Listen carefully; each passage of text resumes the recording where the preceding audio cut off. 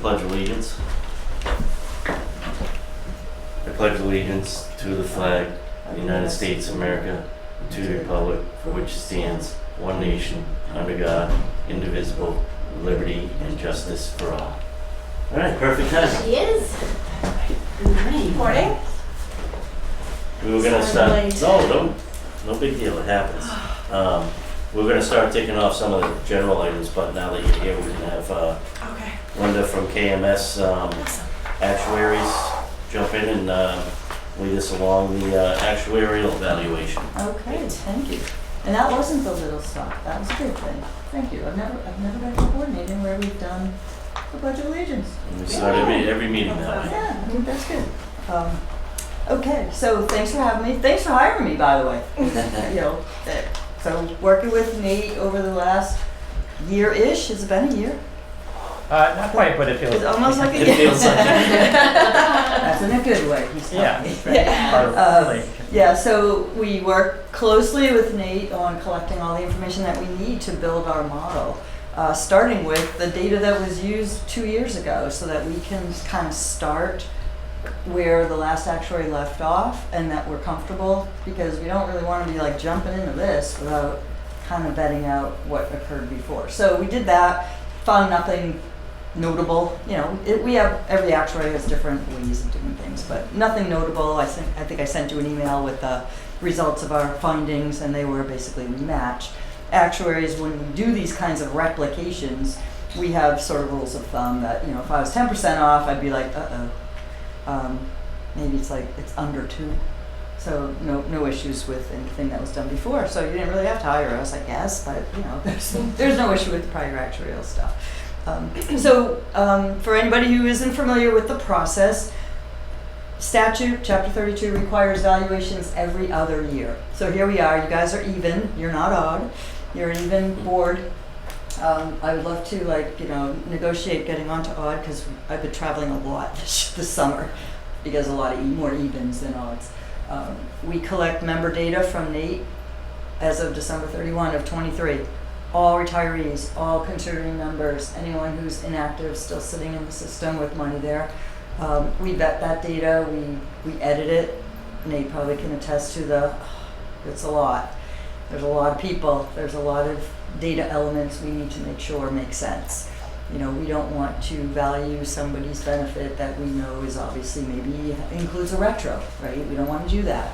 So we ask for things that just look a little funny to us, and Nate rose to the occasion and provided us with everything we needed to be Megan here. helped a lot. And what's that? Said Megan helped a lot. Yeah, so here we are. We have like what we call reasonable, complete, accurate data to move the model forward, because if it's junk, as you know, the saying, right, junk in, junk out. So that's why we vet a lot of the stuff to look at it, make sure it makes sense.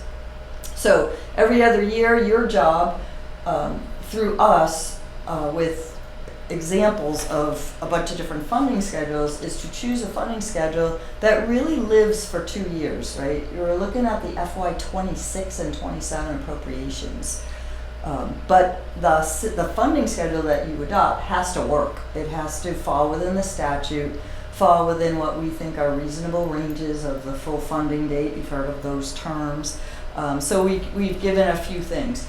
Our job is to, as I just said, vet all the data, look at the assumptions that were currently used, make recommendations. This was we're going to call it challenging thing when you take over a case. And we went back, we got your reports. Actually talked to Dan Sherman, and he filled in some of the holes. I said, Dan, can you send me the 2010 valuation, because we want to kind of see how things progressed and how assumptions changed. So we did all that.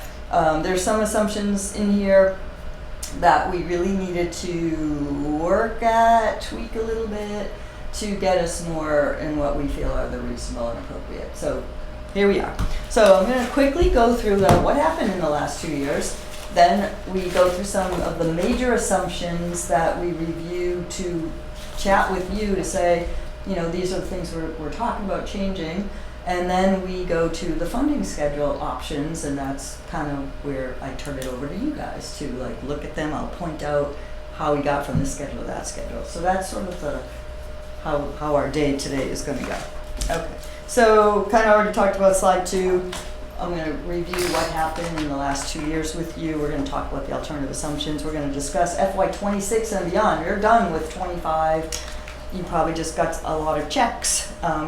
This past July 1 for the FY25 appropriations, so FY25 and behind that is in the books, done. We're going for FY26 and beyond. Your job, select the funding schedule, and I always put in an other.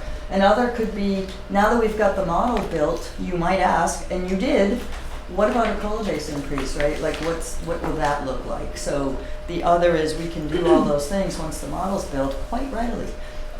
Once you select the schedule, we're gonna finalize these assumptions in a real valuation report that memorializes all the data stuff, the assumptions, our methods, how we do things, risk assessment, all that kind of good stuff that nobody really reads. You'll submit that to PARAC for approval. And then we prepare, the town is interested in the GASB report because the net pension liability lands on the town's financial statements. So that's our goal for the next month or two. All right, slide 3, important thing, what happened? Since the last valuation that we did, well, you guys know this, your market value of assets returned not so good in 22, big recovery in 23, so you almost negated the loss, but we didn't quite get there. A lot of the boards are sitting in this, where you were on January 1 of 24 usually is lower, has been lower than where you were in January 1 of 22. So we had these big losses, but not enough recovery to get us back to market value. Well, you can see a minus almost 15% return in 22, 16 over 16 and a half return for 23. That's pretty volatile. That's kind of crazy investment returns. So with all of that said on market value, we don't use market value to develop these funding schedules that are tucked into your, why, by the way, we didn't not bind these on, we do it on purpose so that we can spread out the funding schedule options later on. But when we create these funding schedules, we do not use market value. It's too volatile for the town to try to budget these appropriations that we're trying to do. So we develop what's called an actuarial value of assets. That smooths out these crazy gains and losses that have occurred over the past 4 to 5 years. Okay, so that minus 14.5% loss in 22, the whole loss is not in this actuarial value of assets yet. We recognize 20% of them each year. So sitting on January 1 of 24, there was that nice gain in 23. We only have looked at 20% of that gain so far. So you're going, not so good. But we're only at 40% of the loss from the year before. We do that for all the years, last year, the year before that, the prior third year, fourth year, and we're at like 20, 40, 60, 80, and then 100% of 5 years ago. We have $5.4 million of deferred losses.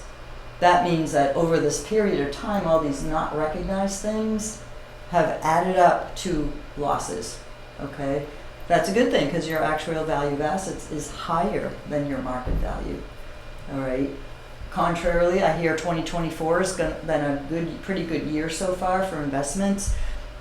We're gonna calculate a gain 2 years from now. There's gonna probably be a gain, but we're only gonna recognize at the time 2 years from now it'll be 40% of that number. We keep kind of like rolling these forward, okay? So this is a very conservative approach, right? You've got these deferred losses that you'll have to recognize ultimately, but they're not in these January 1, 24 results at this point. Very typical method that actuaries use throughout the world, really. So that's like kind of point number one, where we then look at that 2 year period, the assets only, and we say, what happened, gain, loss? It was kind of an interesting one, $95,000. I mean, we're talking about over $150 million of assets. That 2 year period, you had really just a $95,000 loss, which is kind of tiny when you really kind of think about it. We call it, immaterial. So that's the story on the assets. Generally, every presentation like this I give, the assets are usually the big driver of things, like, oh, we had like a couple years of not so good returns, or we had 2 years of great returns, and much bigger than $95,000. So this is the thing that's moving the needle on the funding schedules. That was not the case in 2024 for every board we've worked on. Because the 2022 and 2023 asset returns were almost complementing each other, it kind of became not so much. Whereas the demographic experience losses were more significant. For you guys, not so much either. Caveat that, we did not do the valuation 2 years ago. We didn't vet the data. We kind of just took the data and we said, something was missing. We made an assumption on it. We didn't ask Nate to go back and fix 2022 data. We just wanted to get an idea of the experience, gain or losses. We do that on every single person who was in the valuation last time. We look at Joe Smith and we say, oh, he's active. Is he still active? Is he still here? Yep. Okay, we thought maybe some of them might terminate, or he might retire if he's eligible, or he could die, right? Or what did his salary do? Did the town provide him with a salary increase based on our model, or was it different? I'm telling you, it will be different every time. So we do that on every single person. We want to see what created or what generated any kind of experience gains or losses. All of the components of this netted out to a demographic loss. Again, $1.9 million is really not significant. It's nothing to be alarmed about. But some things could be significant on their own, like salary increases greater than expected. That's been the tune across all of our clients that in the past couple of years. And we kind of think it has something to do with one of the gains we have. Number of terminations were greater than expected. People are leaving. Maybe they're negotiating. Maybe, contracts have been settled. Maybe, negotiations have created some higher salary increases than we anticipate. We look at these gains and losses with a little bit of grain of salt. This is our first year doing it. We don't want to make too many harsh decisions on changing things that, based on a 1 year experience. Many actuaries do experience over they'll look at experience like over 5 years or 5 valuations, okay? New entrants with past service always creates a loss. When you hire, for example, the new fire chief, and he doesn't come from North Attleboro, you kind of want somebody with experience, and it would be nice to have Massachusetts experience. So he comes in, he's got a past, right? And these benefits in Massachusetts are very portable. You can go from one retirement system to another and not lose anything. So what comes with that person is his annuity savings fund, his money, but also what comes is his service, right? So his service is here. The annuity savings fund does not fund his entire benefit. North Attleboro now owns that person until he retires. And then you'll collect something from the other community to fund some of that benefit. But so these new entrants, I put it in ear quotes, aren't really new to a mass retirement system. They're new to you. And so now you own them, but you're going to fund them, but then you'll get something back later on down the road. Another piece of the loss, annuity savings fund for inactive employees who keep their money. We don't really know what's going to happen with them. Like, are we going to find them? Like, maybe we don't even know where they are. Maybe they'll take out their money. We kind of just assume that everybody just takes their money when they leave. So we've got this annuity savings fund balances for them. It didn't get paid out. We look at that as a loss because we didn't, they're still around. It didn't happen. They're still around. It kind of washes though with the assets, the fact you didn't pay them out. The assets didn't drop. So that's just a piece that always comes up. And as I already mentioned, number of terminations were greater than expected. That's going to create a gain. The person isn't going to keep working and keep accruing service and get salary increases and ultimately retire. Siegel, our final gain, change in the method, net 3HC payments. We don't agree with their methodology, and not to say it's not right, we just do it a different way. We look at a historical view of the net 3HCs, and most non-state, non-teacher systems are net losers. Like, you're paying out more than you get back. So we are going to look at what that historical component is. Siegel calculates a liability. We don't even know who those people are, to be honest with you. Like, you don't know that tomorrow you could, or whenever Net 3AC bills come out, you don't know that a person who was here 20 years went somewhere else that's going to retire. You just don't know. So we don't know either. We just say, let's just pay these Net 3AC when we know they're going to happen. We do incorporate it in the funding schedule, and we'll talk a little bit more about it later. So we did make some assumption and method changes that we hope you will agree with. PARAC does do experience studies, as I mentioned. They are the owners of like every 104 systems. They collect the data from everybody every year. So they, on occasion, do what we call experience studies. They look and they say, we think this many people at this age terminate. Is that, was that reality? And they map like what actually happened over a period of time to the assumptions we're using, and they try to like fit it. They try to fit those assumptions. So we updated a couple of the assumptions to the PARAC standard, and we also updated the salary scale. There's what's called an ultimate salary scale. It's we grade it by service on the thought that a brand new person who's young generally will make lower salary than an older person. So a 3% increase of somebody making $30,000, are they really going to get 3% increases? Maybe not. They're going to get some merit increases over time. But our short service people, we generally think, are going to have higher pay increases on average. But we do ultimately grade it down. So we have 3.5% for group 1. Those are the people who've been here a while. And group 4 would be 4%. And benefit changes we incorporated in this valuation, which was not in your last funding schedule, a COLA base increase from 14,000 to 16,000. That was in the books. That has to be recognized at this point. Okay, so in the next slide, 8 seconds on it, basically all these things that occurred mean money. Things change, right? We had a $44.4 million unfunded liability last valuation. We have an expected increase in that. Actually, it was a decrease. Demographic loss, asset loss, increased the COLA base. We updated some decrements. We updated the salary scale. So in grand total, all these events increased the unfunded liability by $7.3 million, which means that has to be amortized in the funding schedules. Not really that bad. I mean, I've seen some like much worse down here on this item, and that's because your experience gains and losses and your asset gain losses were pretty minor. Okay. I'm sorry. Yep, no problem. Is that yielding this anticipated 80.6% funded status? That's sort of an expected, all right? So every time we do these things, we roll forward things, right? Time value of money, new benefits, subtract out benefits paid. That increased to 80.6 just by the expected. The unfunded liability was expected to drop over 2 years, but then we had to increase it by each of these items that are listed. So yeah, it went down and then went back up a little bit, but actually it almost landed at the same spot. You're at 77.2, now you're 77.7.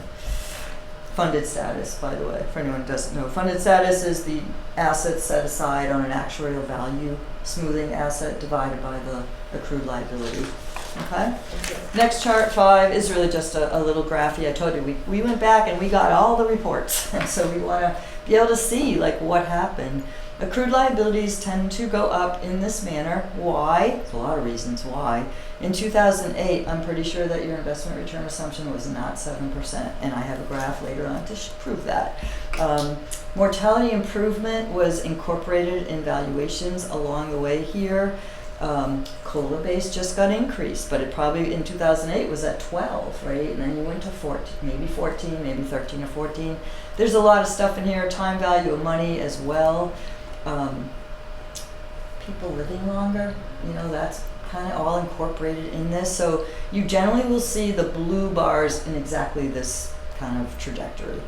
The more tealish color bars are your market value of assets, and you can see how they kind of fluctuate. I mean, the actual value of assets kind of hangs around the market value. It's not going to deviate tremendously, but you can kind of see how they compare. How does your funded status improve? I already said, it's actual value of assets divided by accrued liability. The assets have to grow faster than the liability. So in the box at the bottom, here's the prior results. before any assumption changes, you did improve, but then a few of the assumptions, maybe you won't like them, that decreased the funded status a little bit. I already went over slide 6, what we're going to do, so we're just going to skip that, what we're doing. And here's like the model. This is a little schematic. It's my blender, kind of. We get the data from Nate, we put all that, we vet it, we put it in the blender. The plan provisions of chapter 32, not a lot deviates from system to system except the COLA base.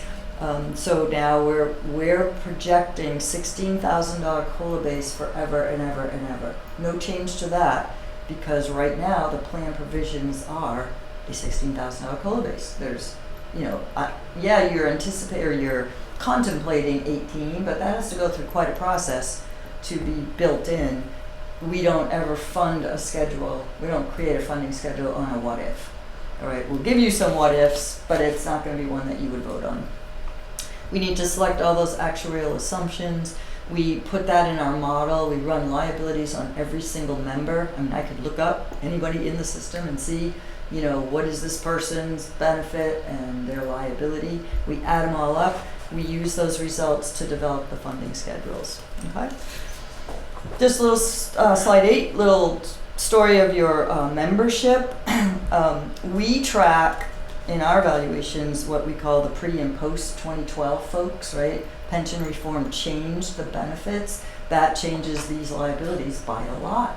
You've got people, if you're hired or become a member after 401 2012, for example, the group 1 folks, you now need to wait to 67 to get the 2.5 multiplier, whereas the pre-2012 folks, you got that 2.5 multiplied at 65. There's 24 payments difference right there. So the value of the we call them tier 2s, the value of those folks, of their folks' benefits, are lower than the others. So we kind of want to see, like here you are, out of all your active employees, far right bar 2024, you've got 187 tier 1 members left. That will never go up because you can't go back in time to become a member before 2012. So you've got 187, that's a declining group of people. And all of your new tiers, you've got, more than double, almost double that number, or 334. The bar, the next one with the 228, those are the inactives I was talking about. Those could be all over the place depending on if people are leaving and they have a little bit of money on the system and they don't ask for a refund or they don't want a refund. Sometimes it could be tied into getting retiree medical. If they stay a member, they can come back. Even though they're not a member, they can come back if they had the eligibility for OPEB and say, I'm a member of the retirement system, I'm therefore eligible. And then we got your retirees and disableds are the last 2 bars. One of the things we like to look at is this thing called a support ratio. This is a contributory retirement system. It's very important to have active members who contribute because they're funding part of their benefit, right? Especially your group 1 9+ tours. So when somebody said, oh, we just want to lay off all these people, I'm like, time out, because they are important. They're an important feature of the funding of this thing. So the support ratio is the number of actives per retirees, 1.46. That's in line with what we're seeing in most. Retirees are living longer, so that's what's happening is that support ratio might be dropping a little because your denominator is staying bigger. We look at the public fund survey. That's a survey performed by NASRA, the National Association of State Retirement Administrators. They perform a survey every year on the 130-ish very large pension systems throughout the country. Massachusetts employees and teachers are part of that survey. Their average support ratio is 1.25, so over the country, it's a little bit lower than where you guys are at. And as I mentioned, the split between the pre and the post. But this obviously wouldn't have occurred until your 2013 valuation when the first group 2 person was hired, right? Before that, 8, 9, 10, and 11 would have been what it is. Okay? So that's the story of where we are. Now we're just going to go quickly through some of the I'm going to call them major assumptions that we like to talk to you about. First one being the administrative expense assumption on slide 9. Administrative expenses do not include management fees. investment consulting fees. We think that your investment return assumption should account for those. These are the rent, I presume, in this building, salaries of staff, all kinds of stuff, paper, everything, all the administration to run this system.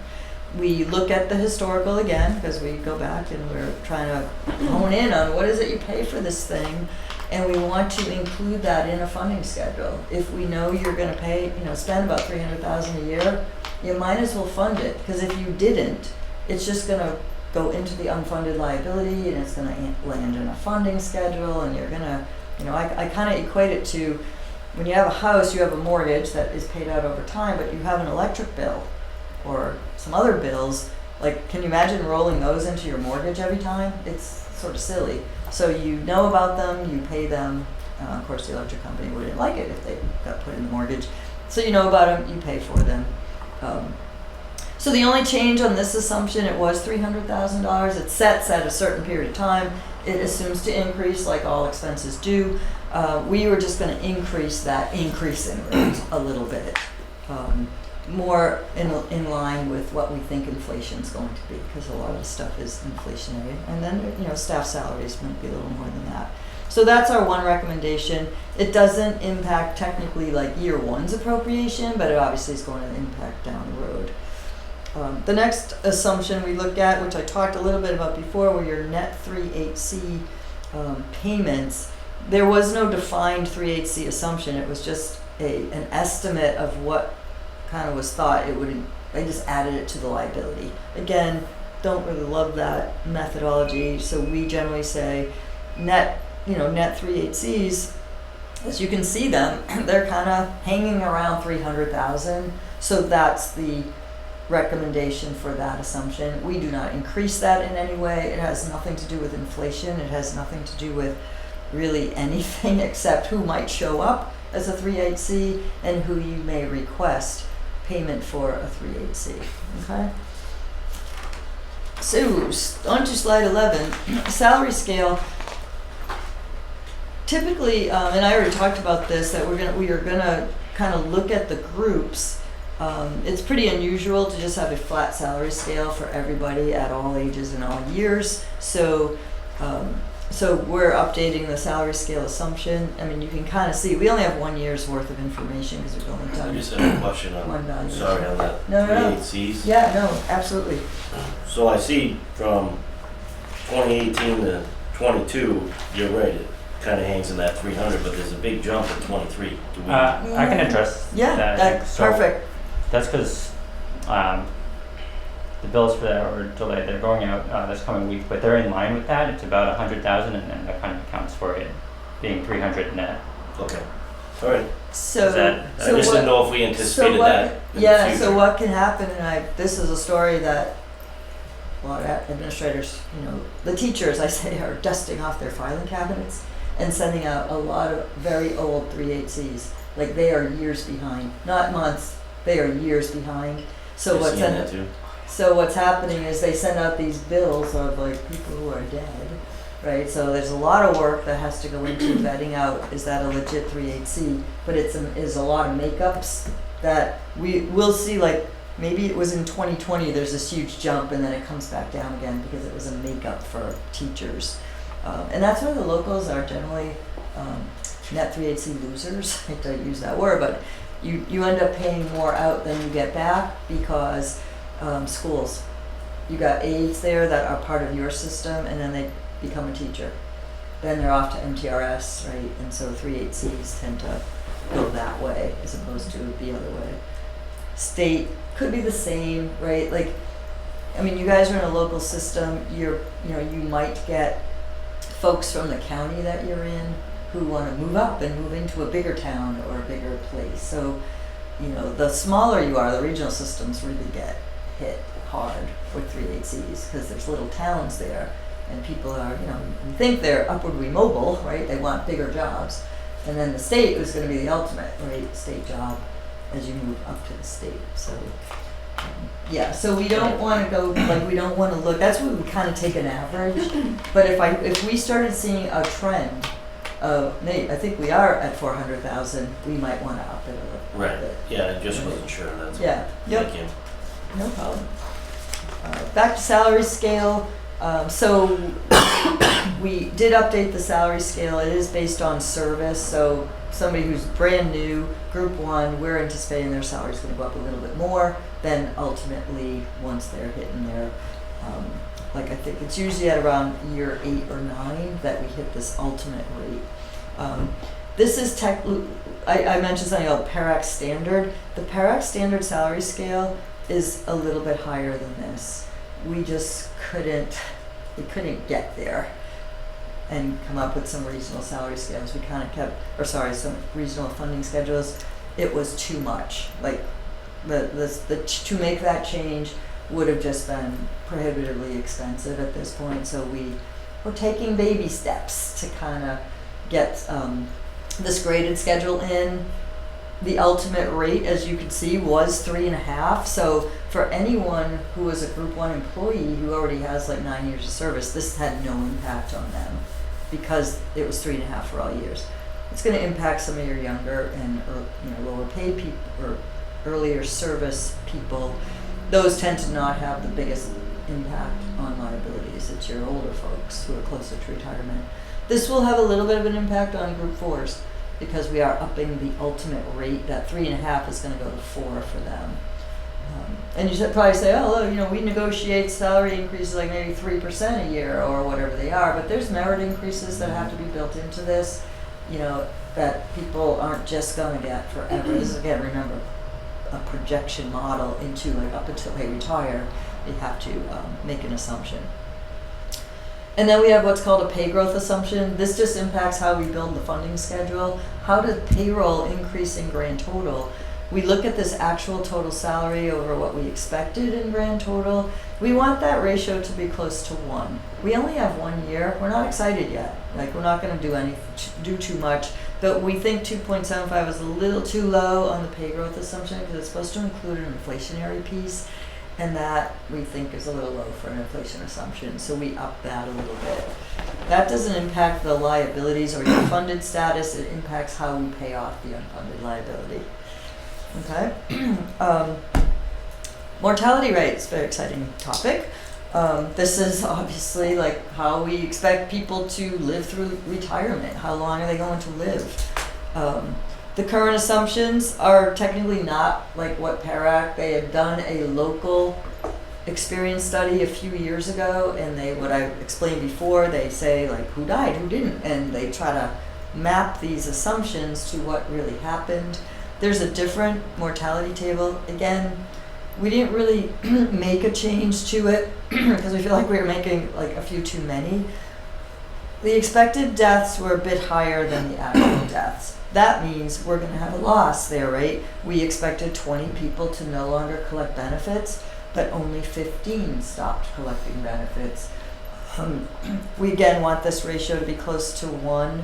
It's a little low. In other words, this assumption is making people die faster than they actually are.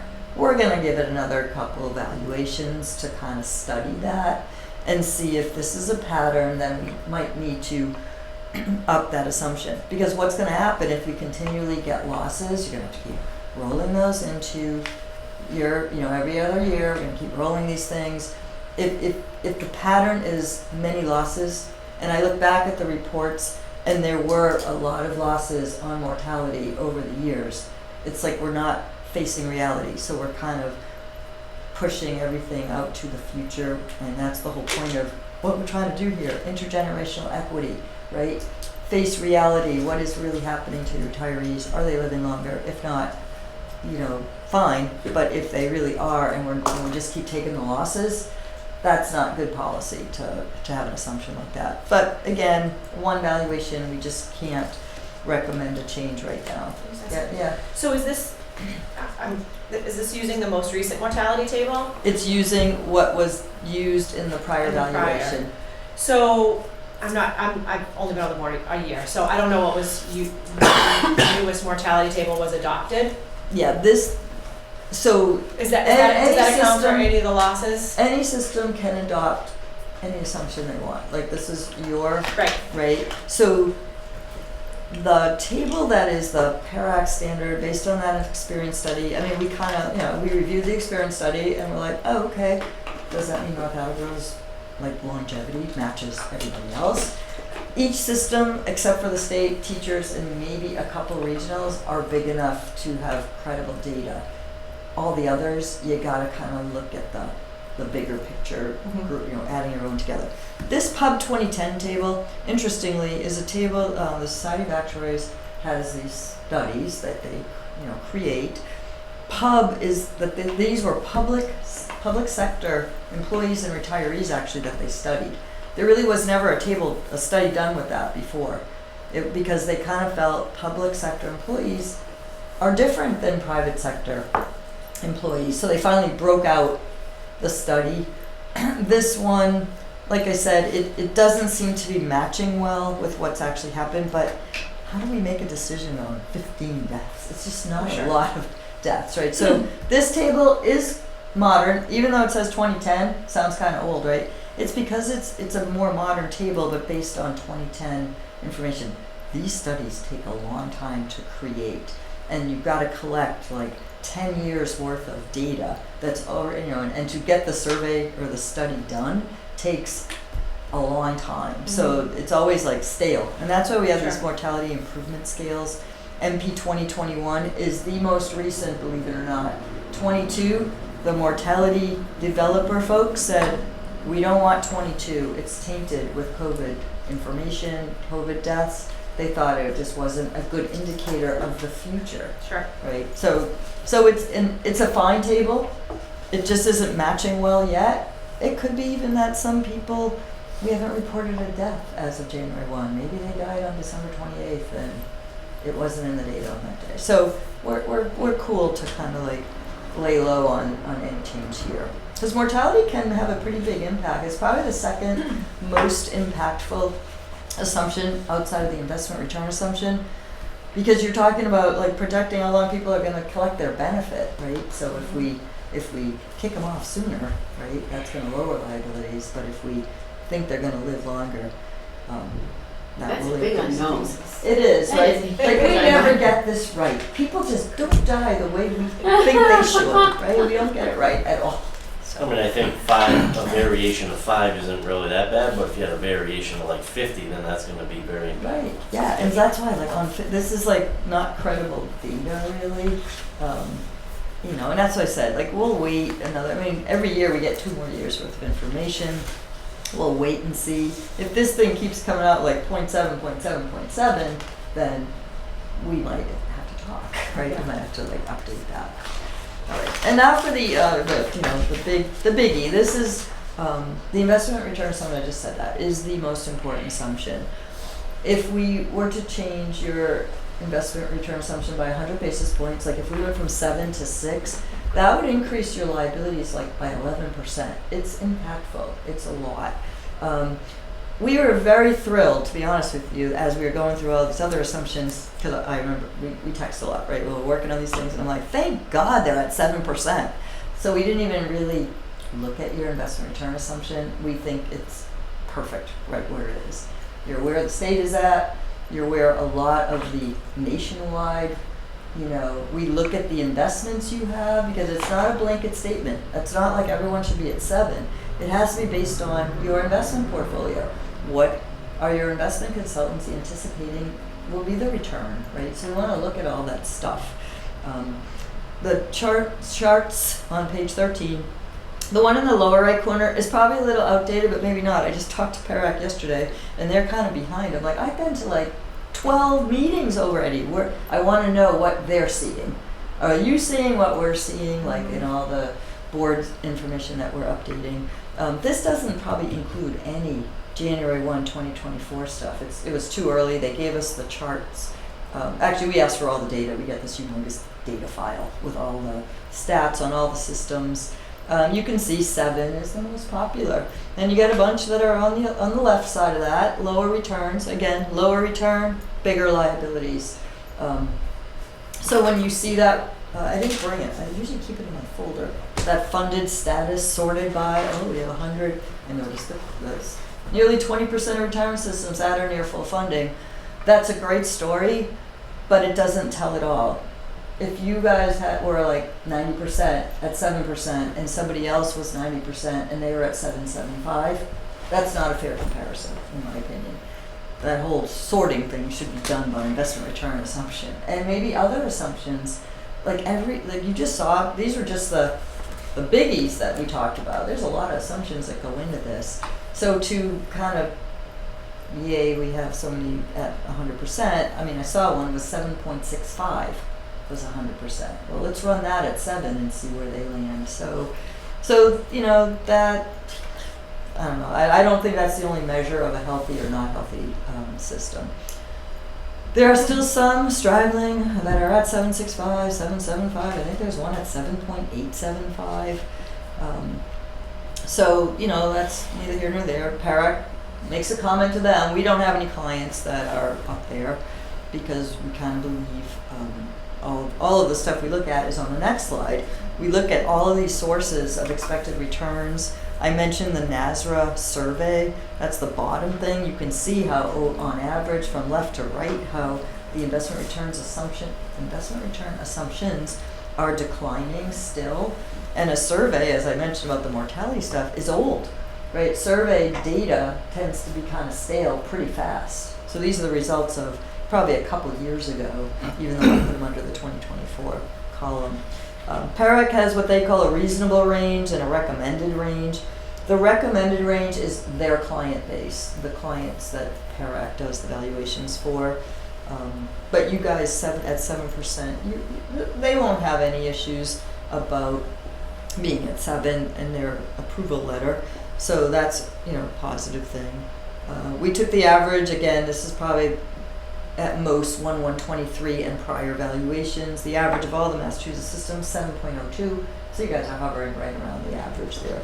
So we look at all this stuff, and again, you know, talked a little bit about the actuarial value of assets. That's what we use. So that, you know, the key is how many.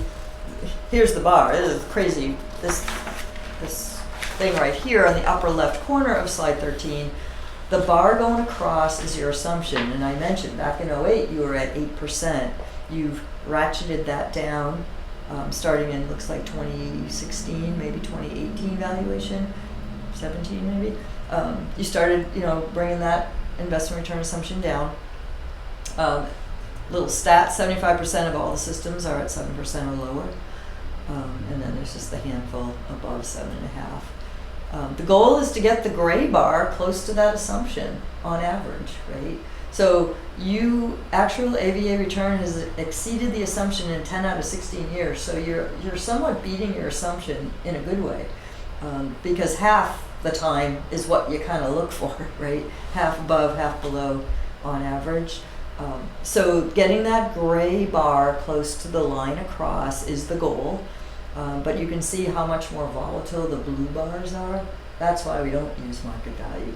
The darker blue is really market value returns as opposed to actuarial value of asset returns. Okay, so flipping to slide 15, I just gave a tiny little history of where you've been and what you changed in your assumption. As I mentioned, the investment return assumptions have I feel like they were all pushing to the 7, and everyone's kind of, I think, happy at 7 and not really pushing. There are systems that are well below that. I have a client in the 5s, like I think it's 5.25. But they thought they wanted that for their GASB reporting. They thought it was more accurate to be at a lower return. So we're not recommending any assumption change there. So slide 16, these are all your current assumptions on the left. If there's something in bold, if we did something to it, already mentioned decrements. Decrements just means what we think will happen to active employees as they march through their working time, their career. They're gonna retire at some point. They may become disabled at some point, right? Those are the decrements that we updated. And salary scale, I mentioned that we updated that. Payroll growth, expenses, it really was just how they increase, and the net 3/8C transfers we put in what we call kind of like an explicit assumption. You can see it in the funding schedule, and you'll be paying for it. All right, so we are now up to appropriations and funding schedules. So our slide 17 is just a little summary or whatever of what makes up an annual appropriation. An employer normal cost. If you can picture a person's benefit as a big pie chart, and he's brand new, came in at 27 years old, and he's going to leave at 67. So he's going to work 40 years. Absolutely will work 40 years. You take that big pie chart benefit that he's going to get at 67, and you slice it up into the present value of it. You slice it up into 40 pieces. 1/40th of it he earned his first year of working. The next 1/40th in his second year of working. We're paying for that in the normal cost. So you're paying his future every year he works. The theory behind that type of funding is when you do that 40 times, right? There's some number that accumulates in a pot at 67. It's supposed to be enough to pay his benefit with a $16,000 COLA base, 3% increases for the rest of his life. That won't happen. I'm guaranteeing you that. But that's the theory, and we revise the model every couple of years to get that closer. What creates unfunded liabilities is not the new people, but people that gains and losses have occurred throughout their working time, funded, their assets didn't earn what we thought, all these unfundeds emerge every single valuation. It's just a fact of what we do. So the employer normal cost, by the way, is not that total pie chart, because remember the 9+2er, he's paying for some of that. So we subtract that out of that piece. So it's called the employer normal cost, not the total, and that includes the $300,000 administrative expense assumption. We have an unfunded liability, already talked about that. Your current schedule amortized it through why do I feel like it was 2033? Sorry. Was it? Where's I printed off. Yes. Nope, sorry, it is 2034. Phew. And net 3/8C transfers. But as you know, you did it last time. This is your last time's valuation. I printed off from the Siegel report. You capped your schedule so that the increase in the appropriation year over year over year was never more than 6.13%. All right, we call that output smoothing. How about that, right? Because otherwise, the year one after evaluation's done could create some huge increases. You're trying to smooth out that huge increase, and we'll go over some of those in the funding schedules. So slide 18 has a summary of the funding schedules that we put together. We call them A schedules because they're all at the same investment return rate. If you would have said, hey, could you give us some at 6.75, you would have some B schedules every time we change that, just to keep the conversation kind of orderly, right? So the first schedule we do is really really kind of a baseline. Is where are we starting with no changes, no assumption changes, but your baseline kind of is a little different than the word baseline, because you had a COLA base increase that we didn't want you to think like that would be an option. So this A1 schedule includes the COLA base increase. You can see we did a new valuation. It's a 22% increase over the prior appropriation, and Linda here will probably have no, that ain't gonna happen. So it's really just illustrative purposes only. I was gonna say, put that one over here. We're not even gonna look at A1. A2 incorporates the assumption changes, and remember from that impact of the 22-23 changes, we had another 7-something million to fund. Here it is, on funding schedule A1, we are at a $43.2 million unfunded liability, upper right corner most number. Now we're at 46.7 to incorporate the assumption changes, and 46.8, let's call it. Every funding schedule we prepared from that point on is the same unfunded liability. It's the same one. The difference between them all is how we skin this cat. It's what mortgage we select. Do we select a 15-year mortgage, a 30-year mortgage, one at, they're all at 7%, so there'll be no change in our methodology. But It's how we are trying to pay this off.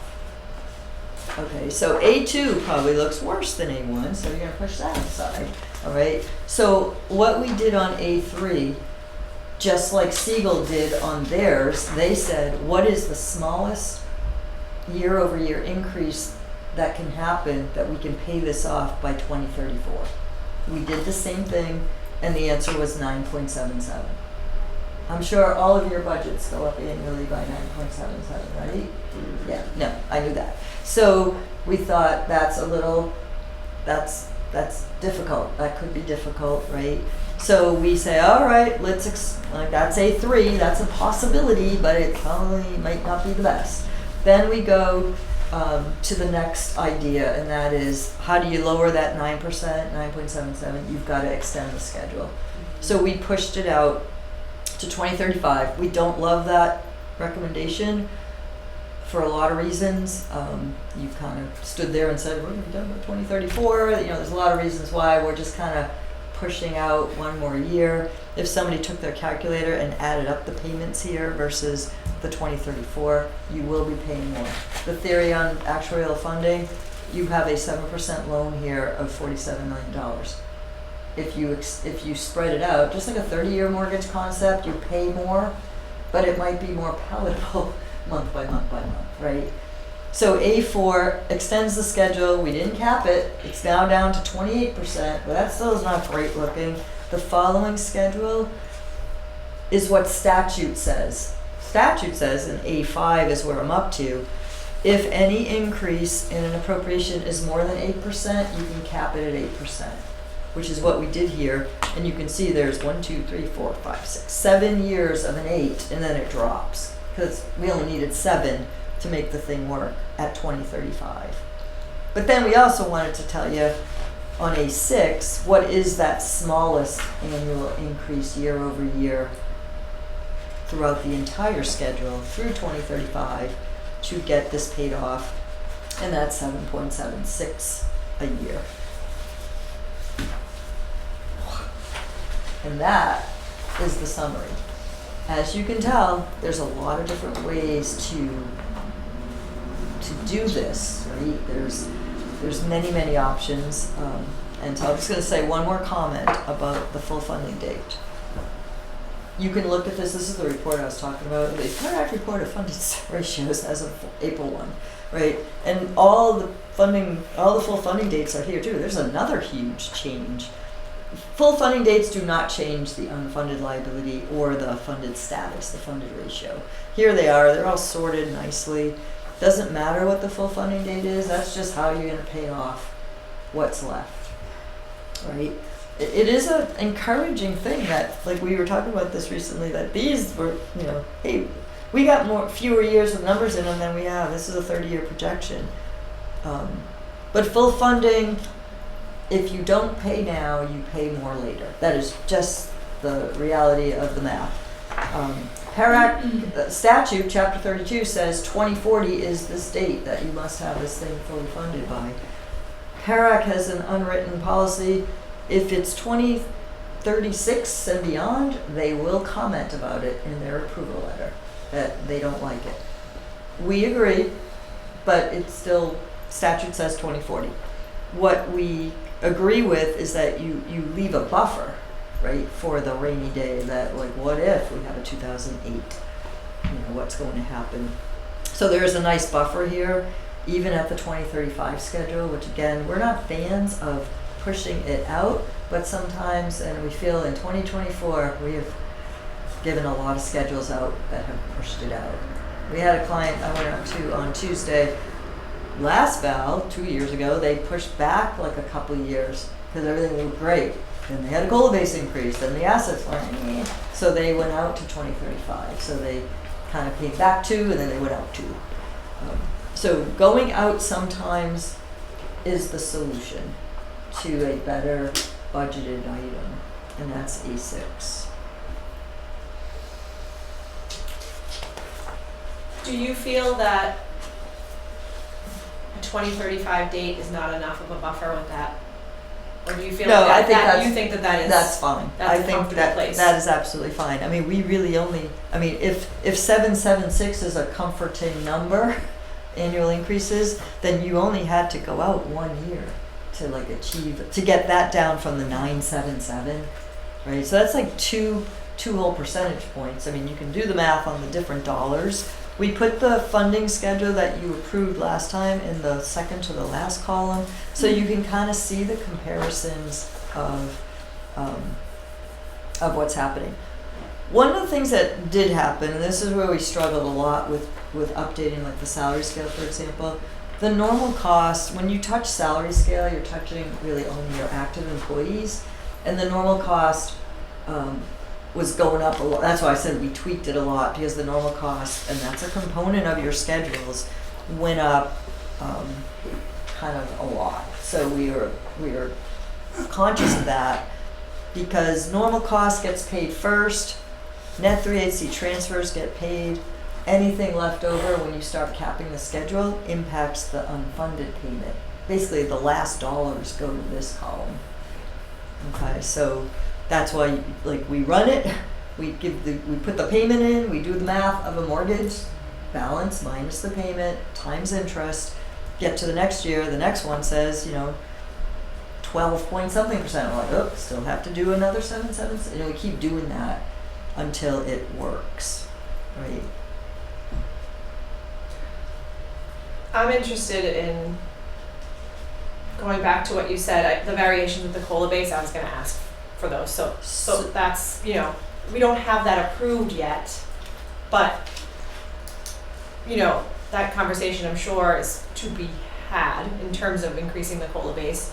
So I know you said you don't approve unless can you go ahead and Yes, explain that again? good question. So we gave you two schedules, right, at 2034 and 2035. That is the only difference between these two schedules. Yes. We could have given you the uncapped version, but you would have been like, that's a board that I recently met with. It was a really good experience, because they had these over here, and then we gave them the what if, and they said, look, we could, let me just explain it through an example. Let's say you liked this $18,000 COLA base increase, and you say, oh look, it's an 8.44 annual increase. Maybe we create a schedule over here that puts two 8.44s maybe for the next 2 years, and then that's the rest of the schedule, so that you're sort of starting to pre-fund it a little bit. If it doesn't happen, no harm, what is it? No foul, no whatever, right? You know that saying. You would have kind of pre-funded a little bit of it, but you're not 100% funded, so like it's not going to matter. And then we'd say, yeah, we're still going to, look, you had a $48 million funded liability with a COLA base increase. You're at 46.8, right? It costs money to increase the base, right? So you'd say, but we're still really only funding for 46.8. You don't have to adopt a schedule on a new base that hasn't. I had one client that did it one time. But it was a regional system where I feel like it's easier to get a COLA base increase through, because it's the advisory council, it's not town meeting. Town meetings can be kind of tough, as you probably know. So you could say to us, can you go back and give us an do we have an A7 before I say that? We don't have an A7, right? No. So we could do an A7 that kind of anticipates a couple of years prepayment of that, or not. You could just look at it. This is what this client did. They think they had an 8. They could still have an 8 here and an 8 here, right? 8% increases every year, and they could say, we can adopt this schedule because this one also works, right? So like these kind of go together, right? Yes. These two at 2035, but one is at $16,000 and one is at $18,000 base. The different, you can do the math. The difference between the payments looks about to be $40,000, a little less, in year one. So you can make a decision that increasing the base. So what will happen? What would happen in reality? You're going to make 2 payments here. Then you might increase the base, and the next time we're here, it will get rolled in, and then you'd be. Right, it would get rolled into that. So we could do a schedule of this CB2, say you like A6, we put 7.76 in this one, and then we see what the annual increases could be. Because you're not really going to start funding for this in reality till it gets approved in the next scheduled Right. adoption, right? Or you can say, we like this 18,000 base result. Maybe Linda just force 8.44 for a couple years, or no year, whatever, and then you can say, because like the 2034 schedule won't work if you wanted, what I'm saying, like 8.44 wouldn't work because you are already at 977 increase, if that makes sense. But it would be something to consider if we maintained a 2034 date with the 977 increase and then look to say the cost of doing a COLA base increase, we could then add that's when we talked about we could talk about adding a year Yep. to compensate for that COLA increase. Right, because if you didn't add a year, it's CD1, and that's 10 and a half. Yeah. That might, when you get into double digits, that starts to get a little tricky. Yes.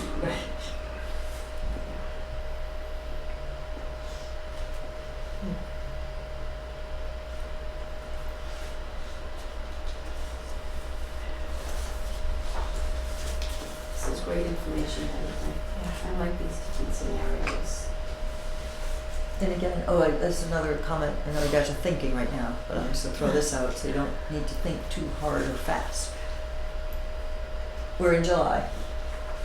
We'll work backwards. PARAC wants what we call, like, when we finish with this and you guys make a decision working backwards, we're going to have a report that's going to have all this stuff in it. They need that by the end of October. So we are not, I'm going to say, in a rush by any means. If you said, kind of want to like try some different, I'm going to call these plugs. This is like 10.52 here, or the 8.44. They're in a way kind of like plugs, but we just have to make sure the schedule works. Like we have to make sure that if you say it's 2034, Right. and these are the plugs you want, you can't end up with like a 15% increase in the last year. Right? We call that backloading. That is not sound actual good practice. We like either the level, or front loading is really nice too, because front loading, pay now or pay more later. If you front load and have some of the earlier year increases a little higher, it helps down the road. Because the dollar you don't spend in FY26, I would say the to the button on your calculator, 1.07 to the however many years away, is how much more you're going to pay. So what do we got, 11? 10? So 1.07 to the 10th, I should know this number, is almost double. So if you don't pay $1 today and you wait till the last year, it's $2. Right, so it's that will pay now or pay more later. And that's 10 years out. I mean, if you could pay, that's the whole theory of how we, move the full funding date, and it creates.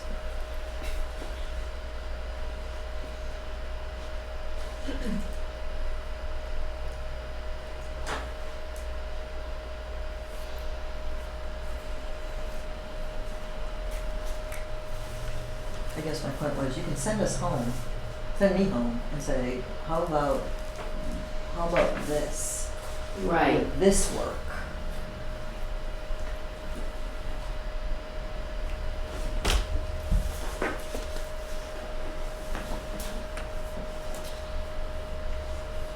Like A5, which was that 8% limit, that's what statute allows, won't work on, and that was 2035, won't work on the COLA base increase because you're already at 844, and you're already over 8, so it would not,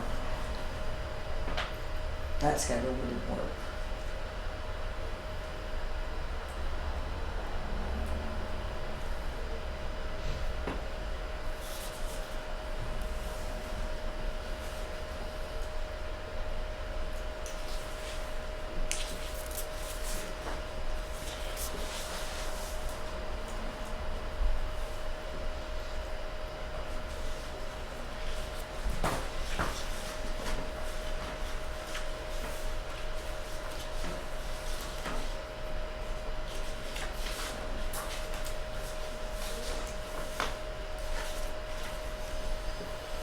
Any other thoughts, ideas, questions, concerns, or? There's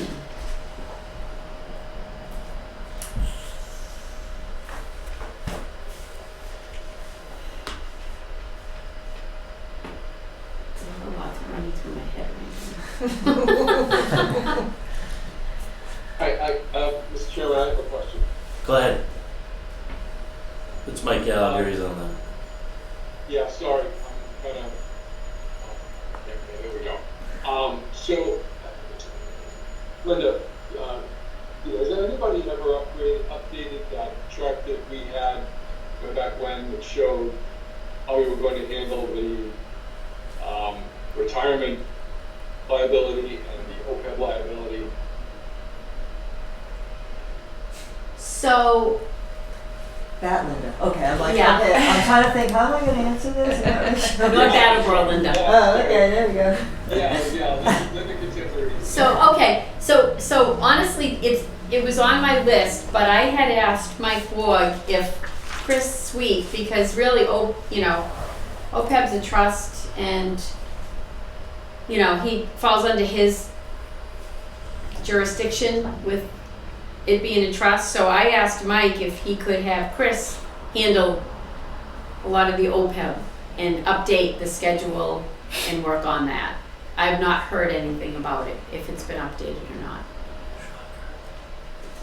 Okay, so I know that was a pretty comprehensive plan that we had in place that would address some of this stuff, and I'm just curious where we're at. I update it with the transfers and everything that's put up with water, sewer.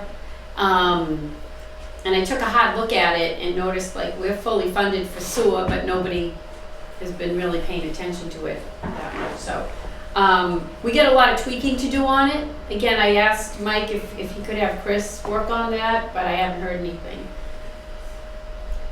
If I can add a comment about that, we do a lot of OPEB work as well. And the buzz of what people want to do is, and that's why I say, when I said I don't recommend extended for a lot of reasons, that's one of them. Because there's a lot of communities that are talking about when, let's just say we pick, I'm just gonna make this up, A6. Okay, we're gonna pick the A6 schedule. No, actually, let's talk about one at 2034. So at 2034, the unfunded liability payment is $10.5 million, right? Which schedule? I'm on, sorry, A3. So let's pretend Okay. we're looking at A3. Okay. So in 2034, we got $10.5 million toward the appropriation. I want to make it clear, as you can tell from the normal cost column, when you say fully funded, it doesn't mean appropriations go to zero. Right. You probably know that. Mhm. Normal cost lives on, administrative expenses live on, Net 3/8Cs live on. But at 2034, at that $10.5 million appropriation, in 2035, that drops to zero. So what are you going to do with the $10.5 million, people ask? Let's divert it to OPEB. So there's that committee, right, who's sitting over here saying, oh, look, based on the most recent funding schedule, and we do that in our OPEB projection models. We look at, it doesn't even have to be our client, we look at, maybe Siegel's client, it could be anybody's. We look at this schedule and we say, North Attleboro will have a $10.5 million. This goes up by, what does it go up by? The following year, it could be like 11 million. Let's put that in OPEB and see if that's going to fully fund OPEB within a reasonable amount of time. Yes. So it might be like 30,000, 300,000. Right. I'm going to call it nominal, not insignificant, but Mhm. nominal Right. contributions now. Yes. But then this 10 million dumped in. So when I say by pushing it out, that model, if it exists, could be kind of mucked up, or alternatively, like, somebody might have stood up at a meeting and said, we're going to be fully funded in 2034, and now all of a sudden it's just kidding, it's now 2035. Right. You know what I'm saying? So Yes, that's one of the things that's going Okay. through my head. Okay, sorry, I vocalized it. Yes. So those are my. And our plan is to transfer some of this to OPEB. My concern right now is the future budgets. So we have a regional school we don't have a regional school, but we do Tri-County. I don't know if you've heard of Tri-County in Franklin. We have the lion's share, and they're building a new high school. So There's gonna be a That's, bill due. yeah, we're gonna have to double our payments to that at this point. So that's a concern, and if it gets voted in, we're going to have a new high school in North Attleboro. So we're kind of getting hit twice. So that's going to affect our budget a lot. So I'm kind of in my head thinking of, then we throw this in the mix. How are we going to do it? And we're going to go for a debt exclusion probably for the high school, and it could get voted down. But this is something we have to think about worst case scenario. So it's why you have the what ifs. What Yes. if we increase the COLA So- base, or is this the time to Exactly. increase the And COLA you base? know, it looks good on paper saying, oh great, you know, we can put that into OPEB, but it, It's some or all, actually. So something when I is said getting that, up. when I said about communities taking the $11 million, Yeah. some of them we do the modeling of 50% of this, so that they Right. can divert. You know, really. I mean, I guess what some theory is that okay, we budgeted these items for Right. retirement, and then when this thing falls off, and this is the tough thing, is this is like a short period of time, but you can see that this unfunded liability payment like more than doubles by the time you're done. Unlike a mortgage, right, you pay the same thing every month for 30 years or whatever. Pension funding traditionally does this like 4% increasing or some increasing amount, because the theory is, remember I talked about payroll, how does payroll increase over time? Right. When you talk about pension benefits, it's generally as a percentage of pay. Well, pay we know is in total going to go up and up and up. Right. Right, so it's makes sense. Like you're gonna fund this thing as a percentage of pay, and as that goes up, you hope this will go up. Right. But unfortunately, because our time is getting short Mhm. on the law and the full funding dates, Right. it's becoming challenging. I'm not gonna lie here. That's, Oh, very right, challenging. Right. I mean, when you see this short period, I mean, in the old days when this thing was 30 years worth of numbers, you know, the year over year change did not have to be as significant. Correct. But now we're looking at Right. 10 years, Right. 9, even worse, 9 years Yeah. on the 2034 schedule. This would be 10, or the 2035 would be 10. It's like such a moving target. And then when you come back every other you know, year, the right, you percentage. It's don't. like, oh my Yeah. God. No, I don't want to push it out another year. Yep. But financially, that makes sense. But it's going to cost us. But more. so with my, I don't really recommend that, but there's always on the other hand, I know. it doesn't mean that if if things like looked pretty good over the next 2 years that you can't look back one more year. Yeah. But remember, when I'm here 2 years from now, 2 of these are going to be gone, and you're going to be in this like, Right. you know, we're now going to be at, what did I say? There were 9. There'll be 7 years Yeah. left. Right. So it gets Right. exciting. You're in the 90s, maybe. You know, you're going to get closer and closer to full funding, but these percentage increases Right. could start becoming kind of unachievable or unmanageable. Right? And you want to be able to give COLA increases. You want, you know, Right. that's a top, This top incor- priority. I mean, right? Just Yes. Right. So Yeah. this, remember I said Sure. it incorporates the 16 base, Yes. and it does anticipate an annual. You know, I can look back 3% at your history. I'm sure you've given 3% oh, sure. every year. I mean the COLA base. Yeah, that's I what get I mean what when I you're say saying. so. But it is in the model already. Yes. So when you give a 3%, it's a 3%. Yeah. You guys, I had to dig into your website and go all over the place to find it. And I talked to Nate. But you did not approve, or nobody brought forward the extra 2 that happened a couple of years ago. We discussed it. Yeah, Oh. there you go. So that I was actually just going to ask. that was not That in was- here because it didn't happen. Right. We decided to go with the. Yeah. No, no, Yeah. Oh, really? no. You know what was funny? It caused a lot of like, I don't want to call it hysteria, but like so much attention to it. It's not big, whereas COLA base increases, That's why we I did feel that. like is a much more valuable to probably More members, too. people. Took Yeah. care of more members. Right. Every time you do a COLA based study, as you get bigger and bigger, the impact gets smaller and smaller because there are fewer and fewer people you're hitting, Right. right? So if you're at a $50,000 COLA base and you decide to raise it, there's going to be a lot of people that I love that doesn't matter, like right Right. now for Right. me, until I hit 50. Right. It's anti-intuitive, like I've been in city council meetings where some city councilman doesn't really understand it. It's like, we really need to help our $12,000, pensioners, and they're like trying to raise the base to 20. And it's like, it's gotta be first. Right. Let them go. Yep. Yeah. So, but I think it's good to have the info, right? To say like, what does this really cost to do that? These guys keep us on track on who's at what, right? I know they like to list sure the do. list. They list the list of who's where, who's still at 12.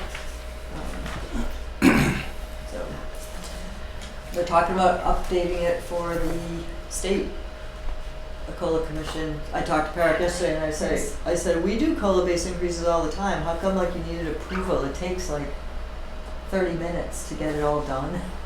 And that's the easy part, coming up with a number. Then it's how is the state going to pay for it? Yes. So there's 8,000 of these. They told me. I'm like, oh, okay, I get that. So I didn't know you needed a commission because it's pretty straightforward. I mean, we changed the 16 to an 18, and then we rerun the model. And we say usually it's like 1 to 1.5% liabilities go up. And like if you went from 18, if 18 cost. So what was the difference? I forget. So 48.4, 46. So 2 million. Let's say call it $2 million. To go to 20 would be a little under $4 million because it's like a little almost double every time you go up. So that was going up $2,000. Some of our boards like to keep their COLA base where the state is because a school employee who's working in the same classroom as a teacher, it kind of is nice that the benefits are somewhat the same, right? I mean, they get retirement plus, but they also, if they've got a $13,000 COLA base, it's kind of nice to have, the same for the employees who share a building. Mm-hmm.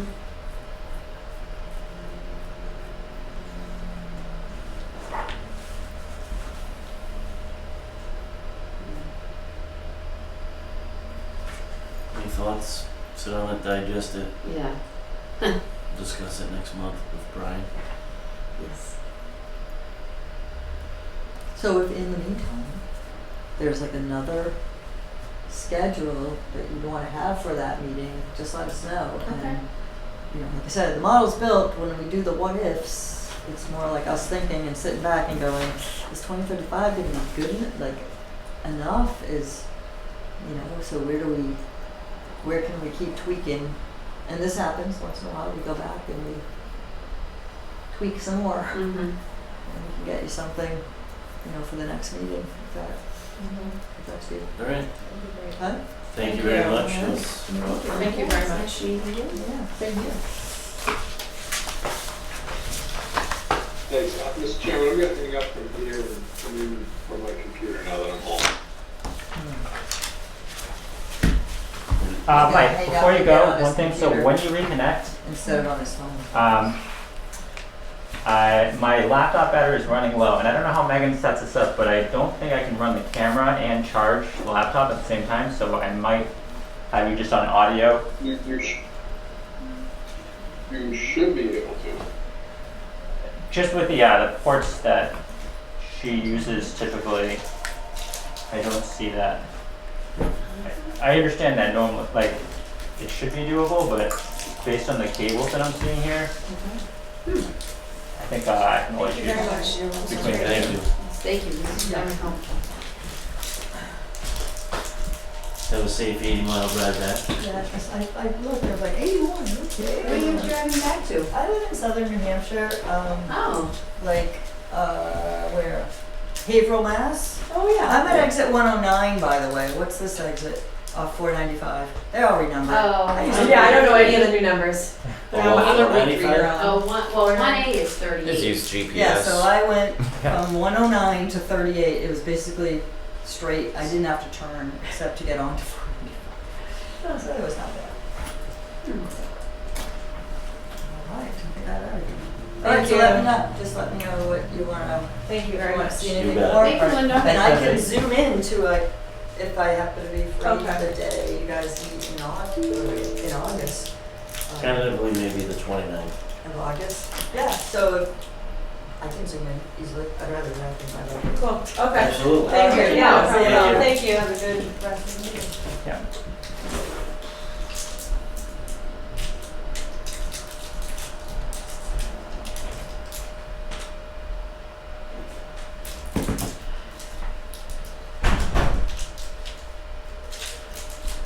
I did not think that would crash at 5%, but I may need a moment to get him back. Okay, now I'm going late. You guys want to take like a recess or something? Yeah, we'll take a Alright. recess, 5 minutes. Alright, so moving on with the regular business. After our recess, we have to vote to approve the April 25th, 2024 regular meeting minutes and June 26th, 2024 regular meeting minutes.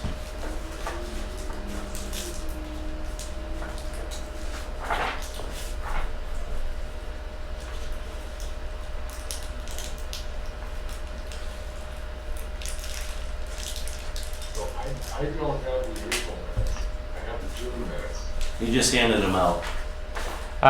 They should be in there, but they weren't in there when we originally shared the folder, I believe. So they should be in there if you look in now, or I can email them to You you. killed me. All I can hear is crackle, crackle. The microphone picks that up too. Is there a motion to approve any of these minutes? I'm still looking there.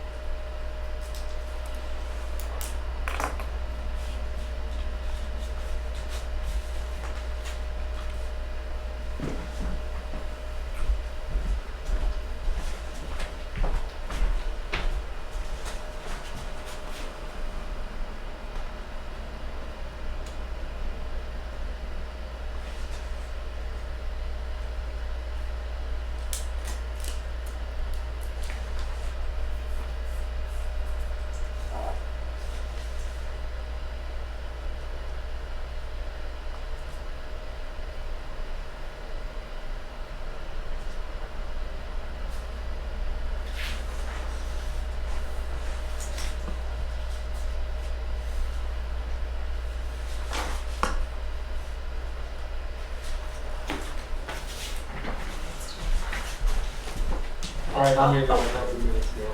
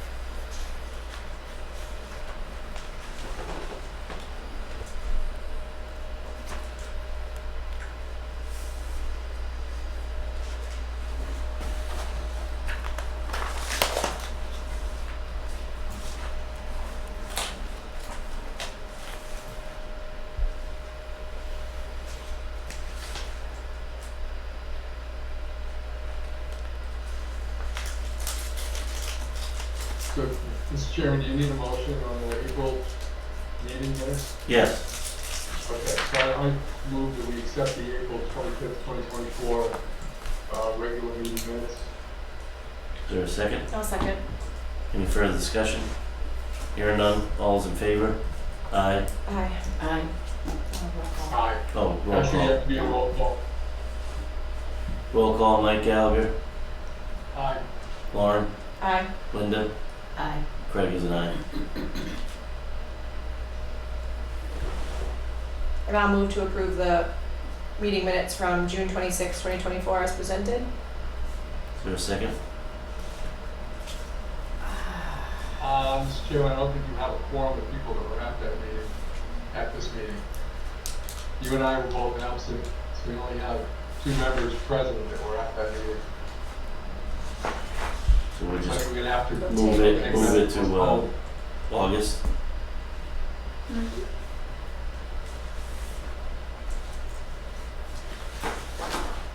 So I'll withdraw my motion. There you go. So June minutes will be tabled till August to approve. All right, moving along to, applications for membership board vote needed. 7, new members per print.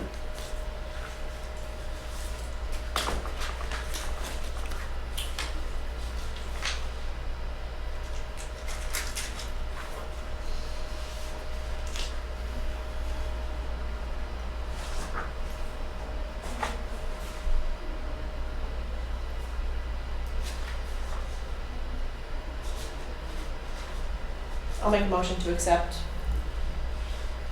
Is there a second? Second. Any further discussion? Hearing none, roll call vote, Mike, Aye. Lauren, Yes. Linda, Yes. Craig, yes. Transfers, 1 transfer, board vote needed per print.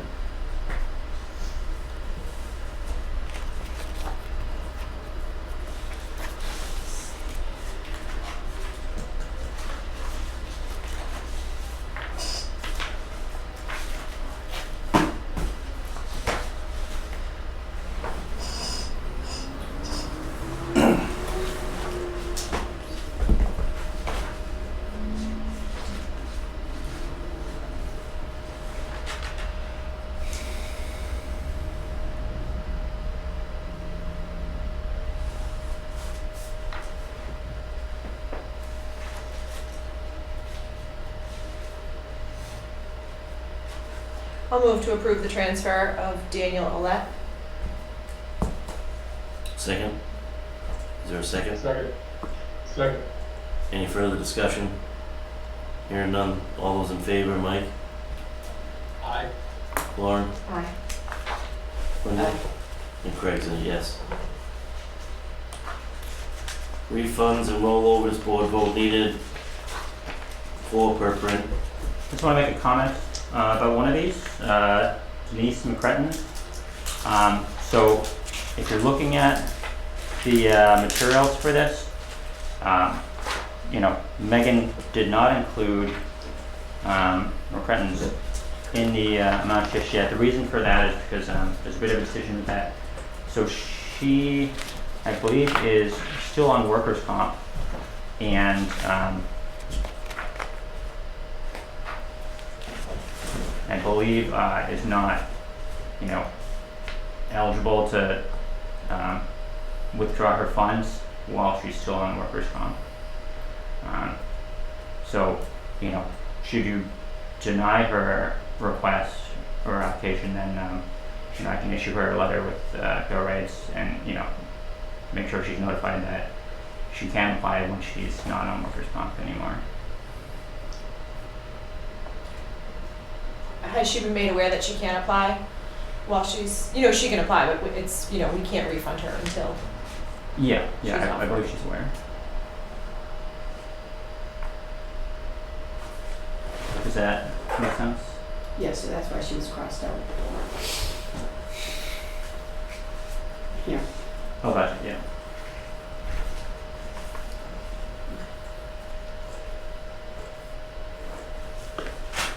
So we need a separate motion for the 3 and then a motion on McCretton to deny until she's off workman's comp. Yes. Okay. So So is a motion to approve the 3 per print on the roll refunds, 3 refunds. Well, before we do that, can I ask a question, because it might impact that? Mhm. I see Ann Thompson here for 48. I see it here, but I don't Yeah, see sorry, Ann so, Thompson. there's 2 retirees. Am I missing something? Yeah, I think those 2 didn't make it here, which is probably my bad. So there's 2 listed on the refund and rollover report, George Barstow and Ann Thompson. Both of those, like Linda pointed out, are they're retirements for you to review this month. And the refunds for them are, excess refunds of contributions that they paid in error. So for George Barstow, that's the more complicated one. So he also had several periods of workers' comp within the last 3 years, and the town or the school took deductions on the supplemental pay. That the vacation and sick pay that was paid supplemental to the workers' comp. So, the most recent turn of Vernava and that supplemental pay issue is that deductions shouldn't be taken from supplemental pay. So that's something to maybe look into on a larger scale, but that's why I'm refunding those. And then Ann Thompson, she had in her contract, so she was paid bi-weekly and had I think about 3.5 snow days total over her last couple of years that per her contract. For snow days, they pay them up to 3 snow days, but she got that on top of her regular salary. There's no break in the salary, and it matches, what's in the CBA, I believe. So, and I did, I think she expected the snow days to be included in her salary, so, I took that extra step of confirming with Para that the snow days are indeed out. So, that's added in her file as well. So there's kind of clarity on that. Okay, so retirement was taken out of her snow days and should not have been? Is that? Right. Okay, so she's getting reimbursed for that. Exactly, and that's what that represents. And the same with George. He Yeah. had, It's a bit of a larger amount because it represents, he had vacation pay. a longer period where he was being paid, exactly that, sick and vacation time, the supplemental pay. And he had retirement taken out of that and should not have. Right. So they didn't make it Right. on here. So do we need to add them? I just want to make sure when we vote, we're voting comparable here. So should they be added on to here? Yes. Okay. Because we essentially have to vote twice on those 2, one for the refund and one for the Right. retirement calculation. And I Right. feel like it could be one vote too, to say, Oh, yeah. approve when we get to them, noting that they're receiving a refund for these deductions taken in error.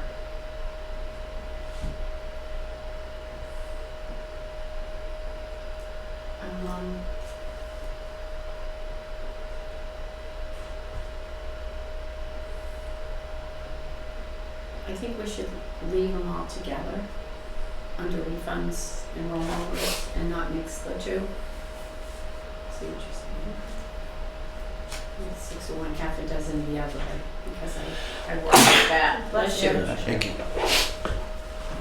All right, I'm gonna try this. I'll make a motion to approve the refunds for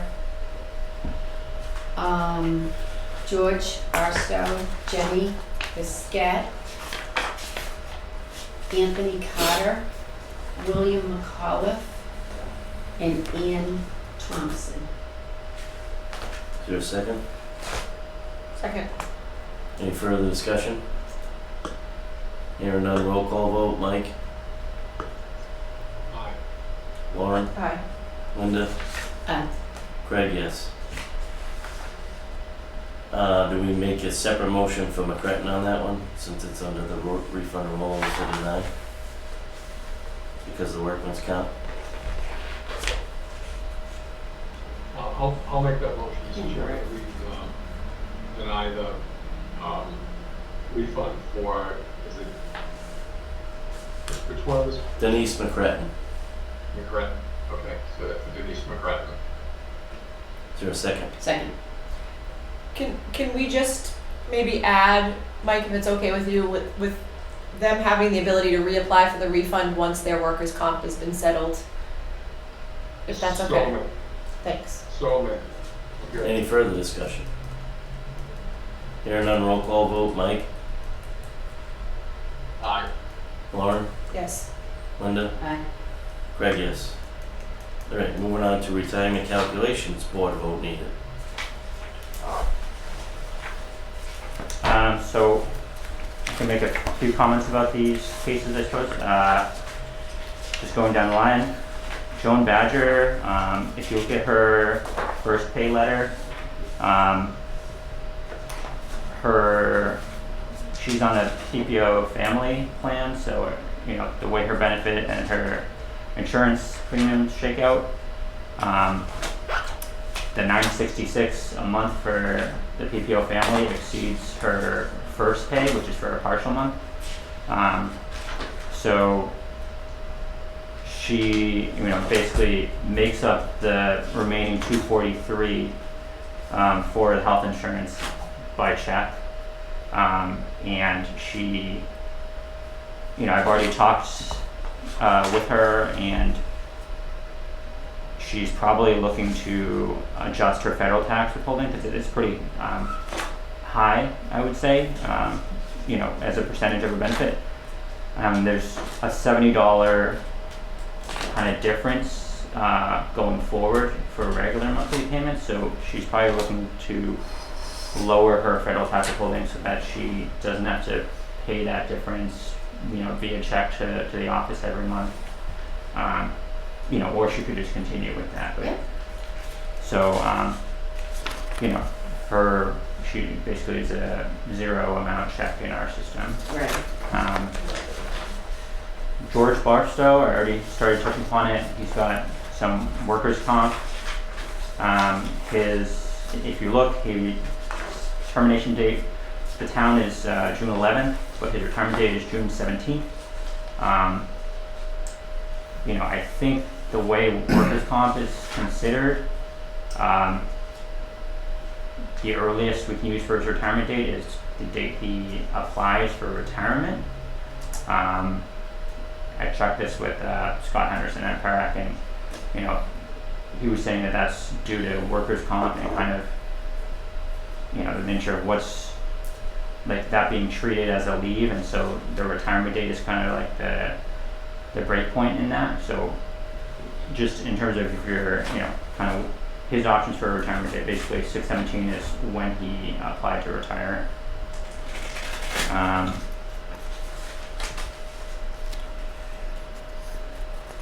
See, Kathy, she had, so I looked at anti-spiking for her figures, and she had kind of asked for info about that as she was planning to retire. There were a few different things with her contract during the salary average years. They had changed her over from an individual contract. Like basically, for instance, they had changed people's hours, at least for non-union town employees, from 37 to 38. And, I think with that bona fide change in hours, when you look at that as kind of an exception in that year, she's within the anti-spiking limits. And I checked that over with with Scott. I even sent in the figures.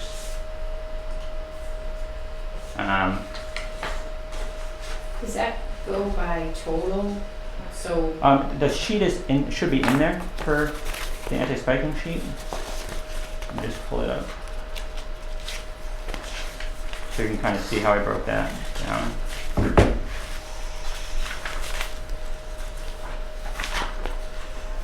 Yeah, so if you're looking at this sheet, it breaks down where I'm looking at that. It doesn't really show, but at the bottom when there's an increase in number of hours worked, yes, it doesn't directly show, but yeah, basically these are the figures that I'm using. So it's going from a retirement date back year by right. year.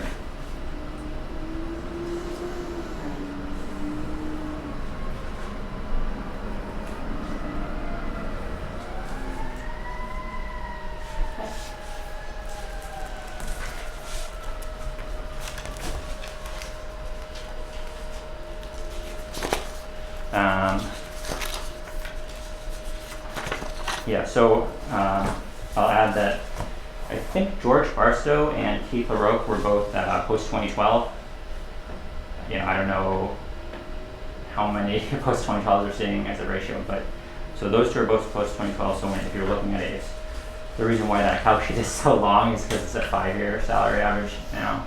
Yeah, they're starting post 2012s are vesting. Oh, Yeah. Mm-hmm. Yep. yes. Right. They are vesting. Yeah, so more paper. Yes. And Ann Thompson, I touched on the snow days. I think that was the main thing with her calculation. A lot of retirements this month. Yeah.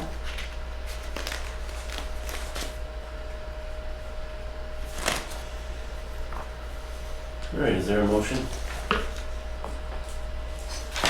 I'll move to approve the retirement calculations as listed on the agenda. Or a second? Second. Any further discussion? Hearing none, roll call. Mike? Aye. Lauren? Yes. Linda? Aye. Craig, yes. Nate, nice job on getting these all calculated and out really timely. There's really no gap for these employees going to retirees. There was no wait. It's almost immediate, so. Good. They should be happy about that. That's good. Yes. Yeah, I mean, you know, obviously there were a bunch of complications with these, Sure, so I they had were to get involved some too, info so. from school payroll and stuff, so they were, you know, good about getting me to Yep. go as well. Yep. That's great. No retirement calculations. Acknowledge retirement applications, 2 per print. Holly Frisch and Kevin McCarthy. Date of retirement for Holly's August 1st, 2024, and Kevin will be October 25th, 2024.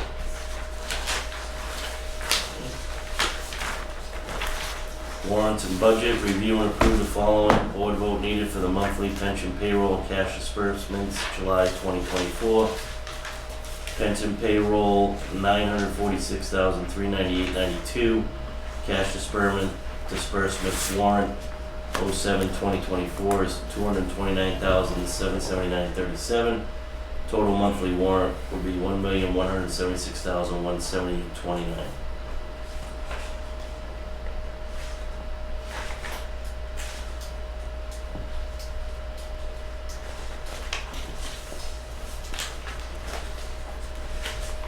So James Corp, we adjusted. Yes, they sent us the adjusted bill. I looked it over, you know, Megan looked it over as well. I think it was fine. Because so they did, I think, from thinking back, there was the item that was on 2 bills, and then Mhm. there's also the, you know, error in adding it up on that summary sheet. Right. You know, so they acknowledged the 2 amounts, if I Okay. recall. Yeah. And took it off, and then corrected the total. Perfect, and you're good with it. Yeah.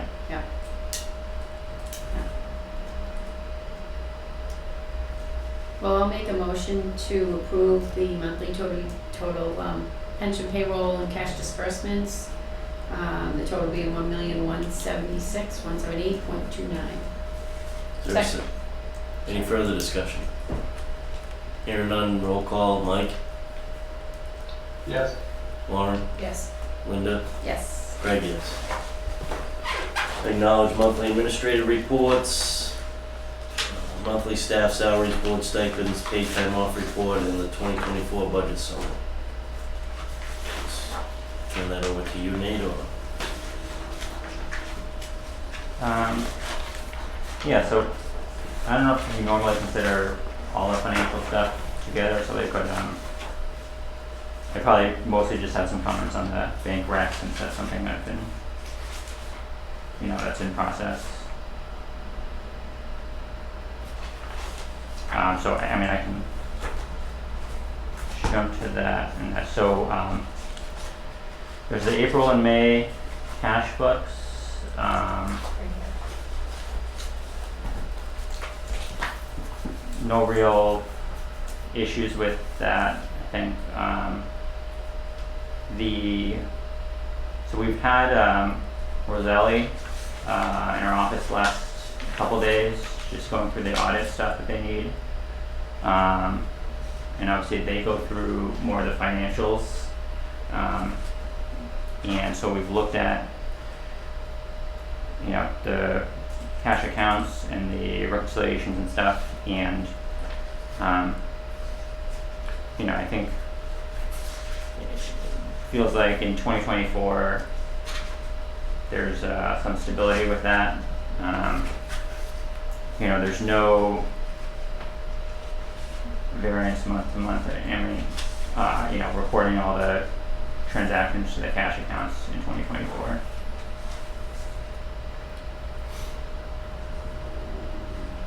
So we're still looking at that that variance that totals $44,205.97. That's from the start of the year, and I think Terenzio said it's in the better direction, in that if we're looking at how much we actually have in the account versus what's in our books. So the account is $44,000 more than we have booked?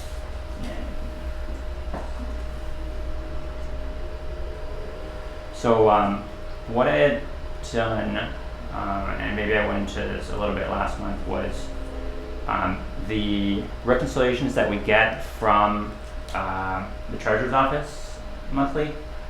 They're just looking at the bank statement. They're not reconciling to our ledger. So I look at the bank statement, the reconciliation from the treasurer's office, and our ledger, and kind of piece those together. There were some outstanding checks on their reconciliations that weren't outstanding, and so at this point, we're on, them and us were on the same page about that, and so I think that is kind of making it easier to report month to month and compare it to the ledger. So that process seems to be going smoothly. Lauren did, so last month we had a question about the accounts. So try to summarize. Basically, right now we have with Bristol County a checking and payroll account. The payroll account has payroll going out, and the checking account has the disbursements going out, but also is our depository account for any incoming payments that we receive. So I was just looking to separate the disbursements going out and the deposits coming in, so that we can have, the payroll and disbursements warrants in their own accounts that are kind of zero balance essentially. So the only balance in there is just outstanding checks that need to go out. And so in terms of what to use for that depository account, I had mentioned that we could open a third account with Bristol County. I think Lauren made a good suggestion that some boards also instead use the money market account with M&T that we already have in order to deposit checks there. So Bristol County actually stopped by yesterday by coincidence, and so I got some rates from them. It's not in the folder, sorry Mike, 'cause I just got it, but you know, basically I have rate sheets for showing kind of the returns that we'd be getting from the money market account and from so Bristol County, you know, we currently have basically we would be able to have a money market account with them if we were to open a new account. That, you know, that would be perfectly fine for use for deposits, since it would just have a limitation on how many withdrawals you can make a month. And because we're running payroll through them, I think we'd qualify for what's currently a 3.74% rate. The money market currently has a yield of over 5, but they also have some since inception numbers which hover around 2.4. I'm not 100% sure how to kind of compare the two, but I did reach out to M&T for some additional kind of explainers if you're curious about looking at that. So that obviously that's an important aspect of it.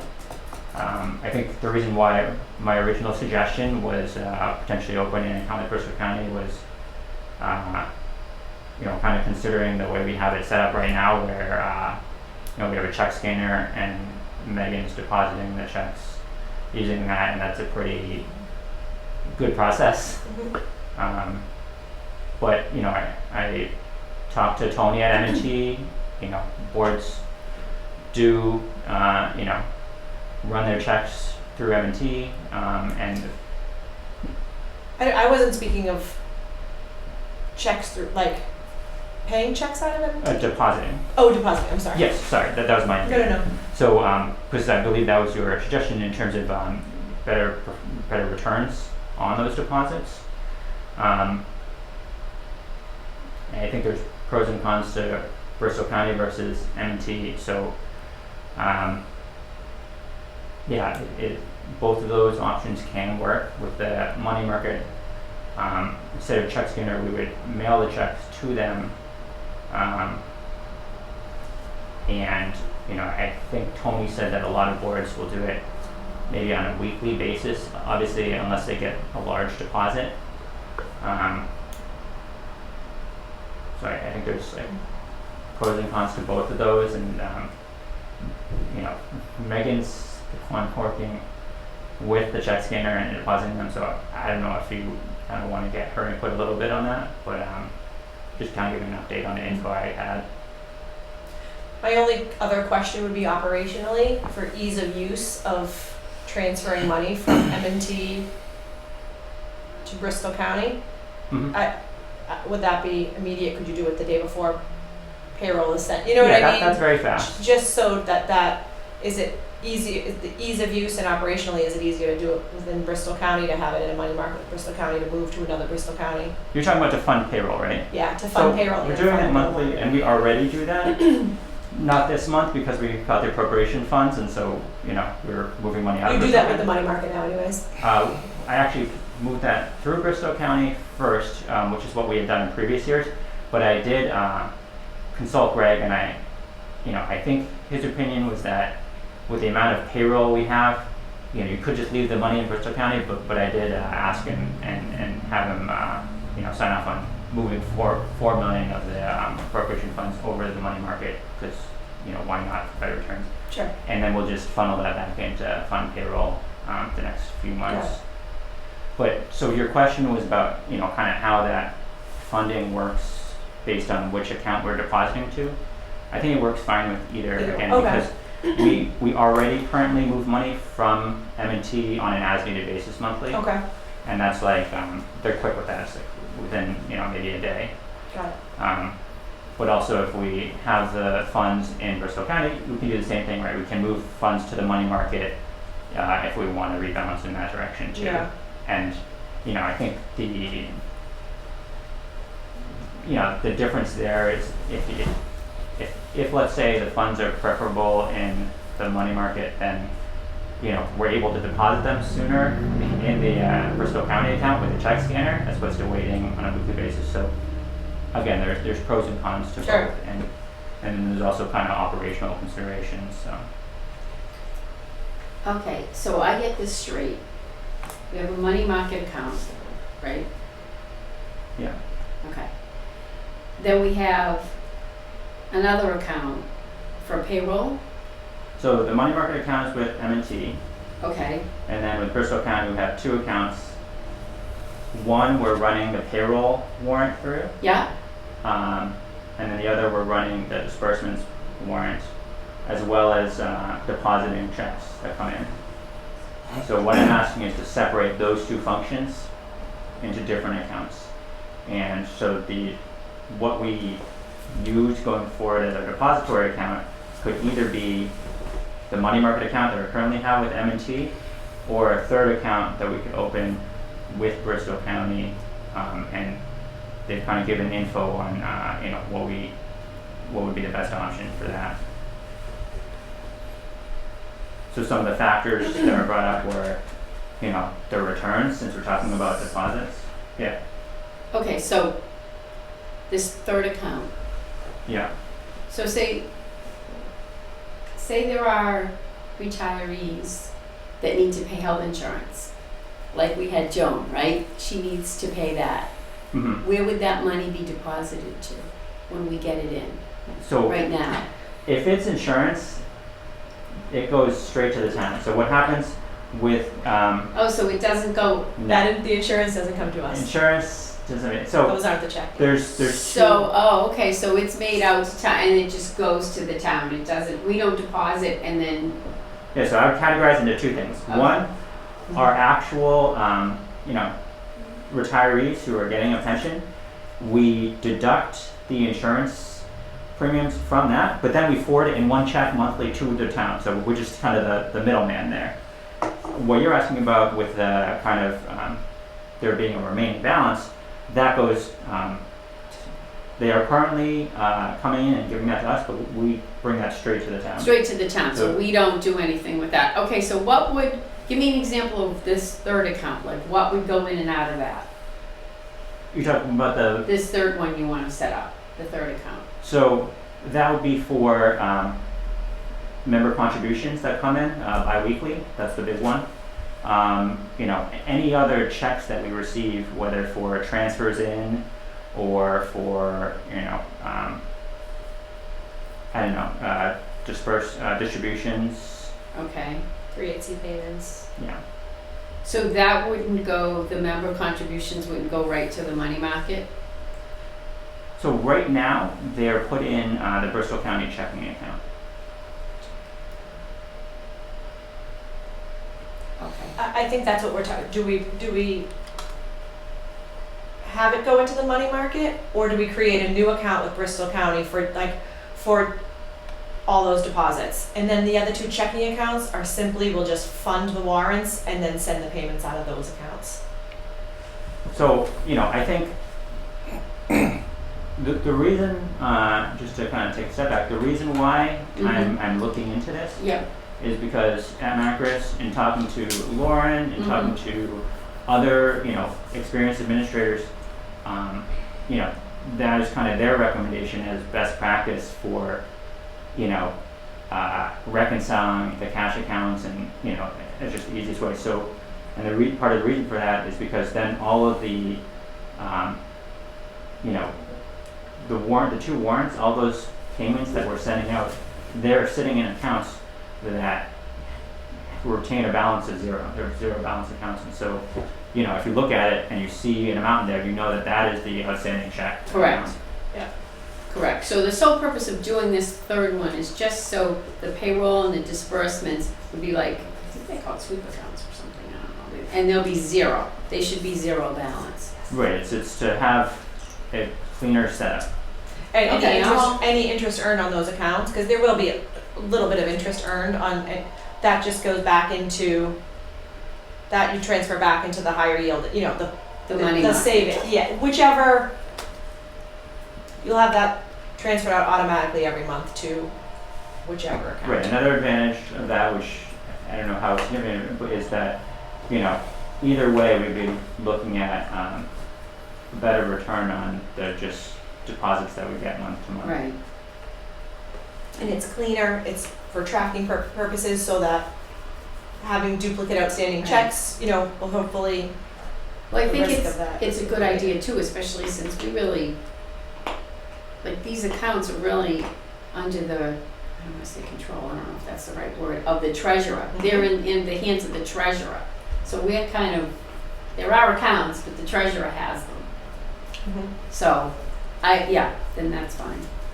So you're just basically still looking into this, or do we need to take a vote to have one of these occur? So I looked into it and I got a bunch of info on the returns and what the process would be for depositing checks. I am looking for kind of some input or decision from you guys. I guess the one thing I would say is that, you know, Megan's the one making the deposits and she uses a check scanner. She could probably speak best to kind of the operational needs and how either of these options affects that, because you know, the process for those can work for both of those, and I've talked to other boards that use both of those processes, but you know, I think Megan would probably you know, have some thoughts on that, so we might want So to. why don't we just wait till August, Brian and Megan will be back and we can act on it then? Yeah. Yeah. Just a couple of questions I have though for August to prepare. Sure. Like, does Bristol County have a minimum amount required in that money market account? That would just be one. Yeah. What's the difference between the returns between the M&T and a Bristol County money market account? Because my guess is that ease of use operationally, in terms of having a check scanner and having it deposited is immediately as we get it. That's like a pro, right? That's in the positive column versus Right, I mean, mailing. we're not talking big money here, that there's gonna be that much effect on the interest in the money market. We're gonna spend more time Right, than it's worth. totally. Yep, gotcha. And I also like maybe the idea of, if accidentally something is overdrawn, will Bristol just fund it with that third account, saying like because we do have some money left over in that, you know, the depository account? Can that be a backup, just in case something? Oh, like an overdrawn. Right, Yeah, an exactly, overdraft. Like yes, overdraft, just an essentially. overdraft, you know, just to pull from that account Right. if, God forbid that ever happened. Those are just the Yeah, no, first those things. are great questions. Yeah. I'll look into those. Alright, as far as the cash books, April, May, good, caught up with Perac on that, Yeah. so we're coming back into getting closer and closer from the annual budget, now back into our cash books getting caught up. Yeah. Alright, cool. Alright, anything else from your reports or anything? No, I mean, did you guys have questions about any of that? We covered a few different topics.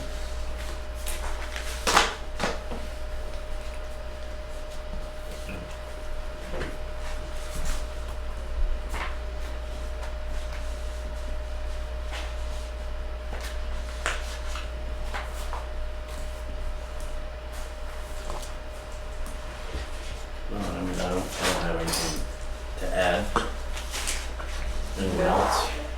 Alright, I think we started kind of voting on approving the financial statements. I don't know if you have thoughts on whether that's necessary, but just, I mean, you know, the board is reviewing the cash books, you know, on a regular basis and whatnot. I don't know if they require a vote on that, just an Okay. acknowledgement in the minutes to say the board reviewed. Okay, I And think we did it everything. 1 month, so I wasn't sure. Oh, okay. Yeah. alright. Moving along, review investment management consulting or custodial fees, board vote needed. Davenport, third quarter, $24,164.74. Loomis, second quarter, $22,459.12. Rumline S&P, second quarter, $2,056. Rumline Core, second quarter, $2,384. Dayhab, third quarter, $13,500. And M&T, $6,460.55.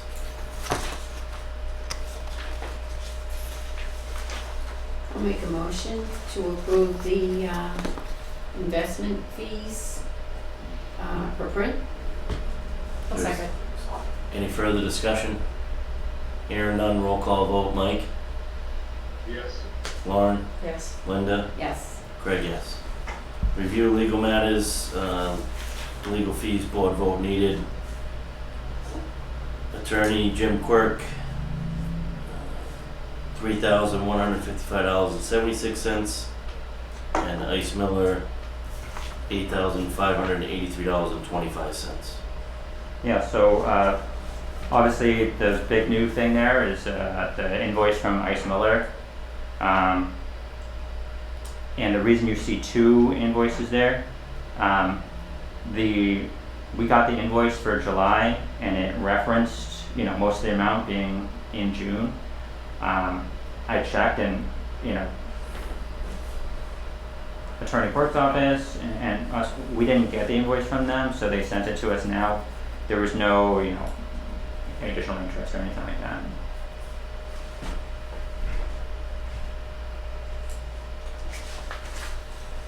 I'll move to approve legal fees for Quirk and for Ice Miller. I'll second. Any further discussion? Hearing none, roll call vote. Mike? Yes. Lauren? Yes. Linda? Yes. Craig is a yes.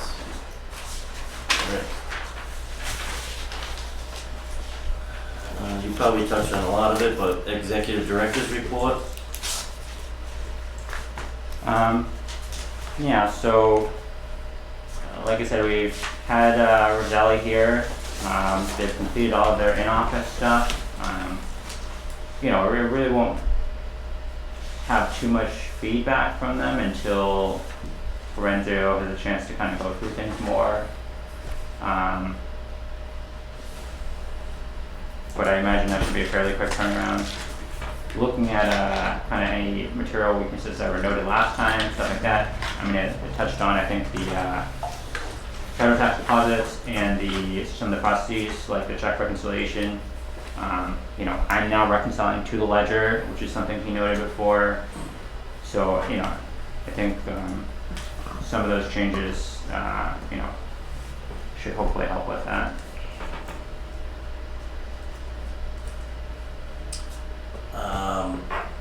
So a couple notes on that. I know we've had a changeover with human resources and you've had communication with the new human resource director. Yeah, so I reached out to Cheryl. We've talked a few times. It's been pretty productive. She's been pretty helpful with things, and we did have a meeting with retirement, human resources, and accounting on this past Monday. So Linda and I were both there, as well as Megan, and that was to discuss retiree insurance, because we had, Attorney Quirk sent a letter, at the end of April, and we haven't gotten a response yet. So we're just trying to make some headway with that. The meeting I thought went well. They were very receptive to everything. They did ask a bunch of kind of info questions, trying to understand everything that's occurring currently on our end with the insurance process. Some of which, they should probably know a bit, but so just so they understand what is being transitioned, and so that, they can plan for that. You know, what I've been told is that the town manager is, you know, is working on the letter that had been sent out. And so, you know, I think, like I said, the meeting went really well, but what I was trying to make clear was that at the end of the day, you know, the retirement board is looking for some actual movement on this, and, you know, regardless of, you know, what needs to happen for that, because, you know, this has been without resolution for a long time, and even that letter more recently hasn't gotten a response yet. So that was kind of, you know, the main point I was trying to press at the end of that meeting. But I thought the meeting itself and talking to HR about how that would go was all very constructive. I think it was good to just get together and even just like little issues or how we're currently doing things between us. You know, it's good to kind of sort out some of that. I don't know if you had thoughts. Yeah, I thought it was a productive meeting.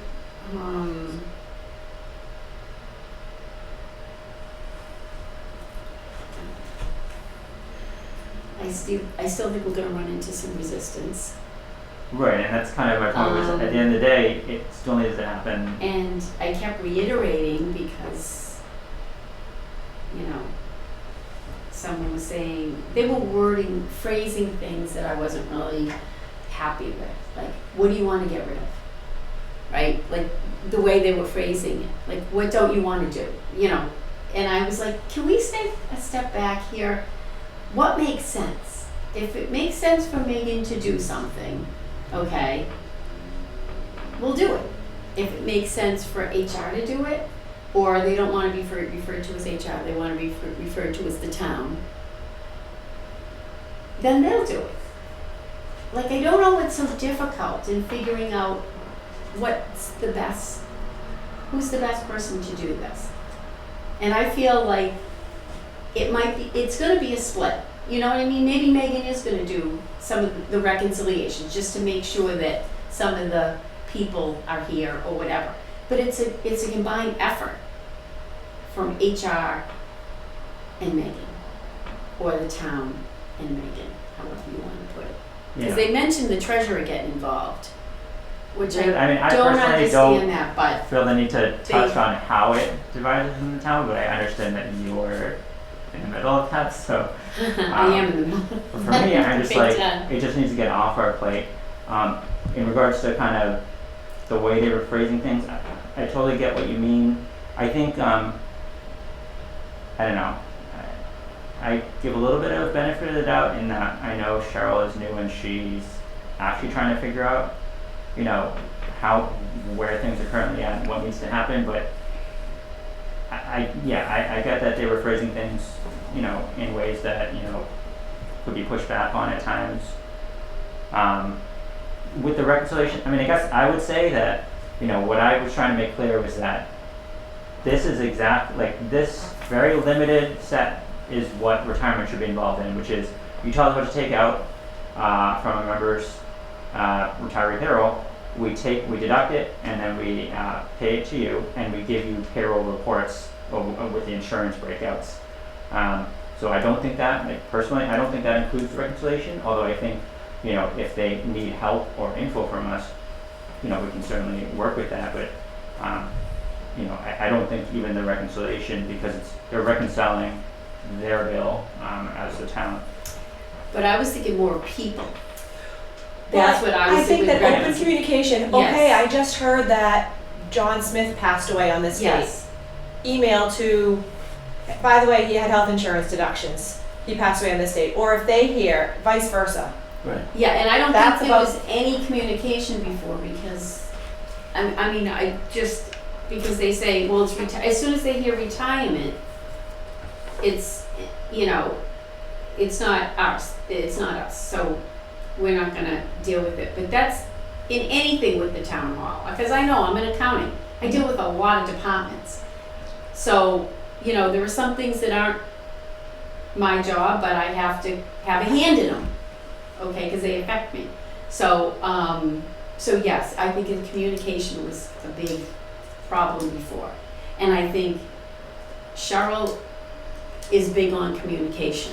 So I think definitely that will improve with, you know, I'm just just exactly, I agree with your sentiment, like the communication is, that's in terms of how much handling goes for the insurance piece.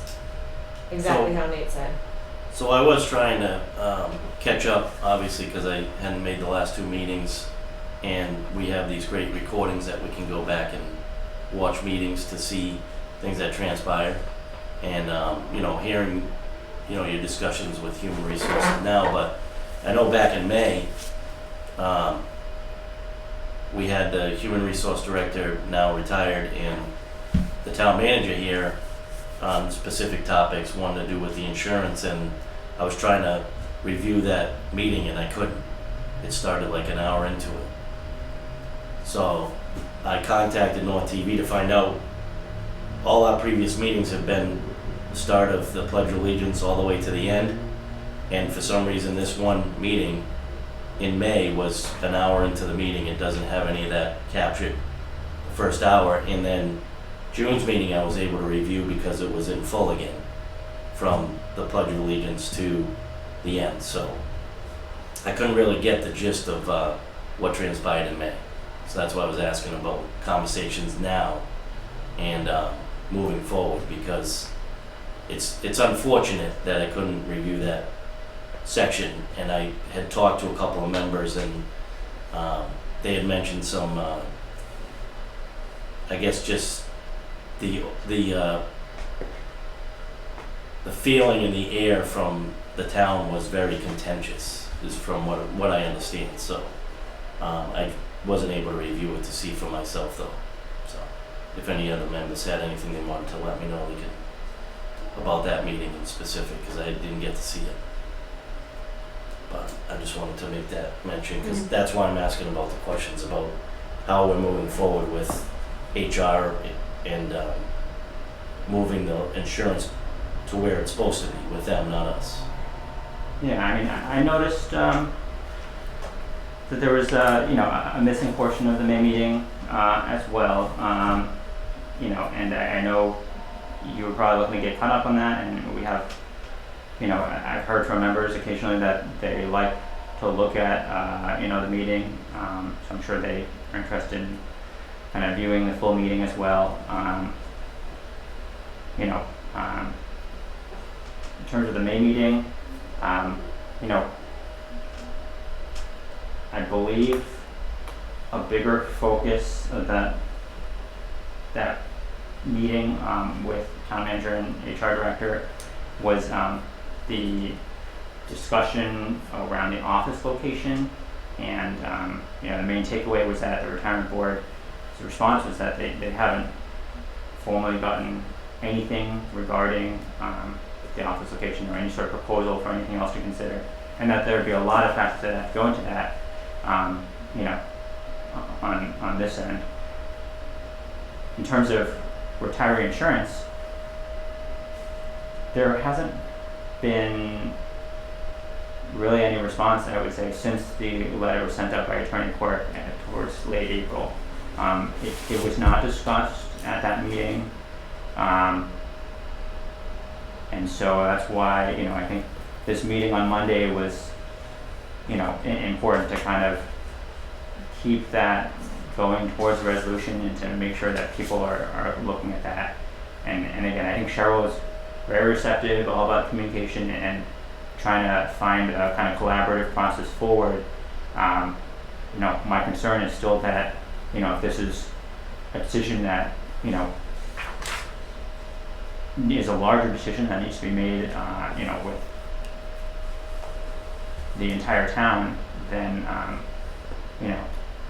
we're still kind of waiting for any sort of resolution or even a response to the letter. And we had initially invited Cheryl to this meeting to have a discussion. I thought I saw that somewhere in the notes. Yeah, and I think she feels that she just started July 1st, and she just wants to, I think, just get her feet wet a little before she comes in front of the board. Rightly so, because I think she's been hit with a lot of stuff straight on from day one. So I'm mindful of that.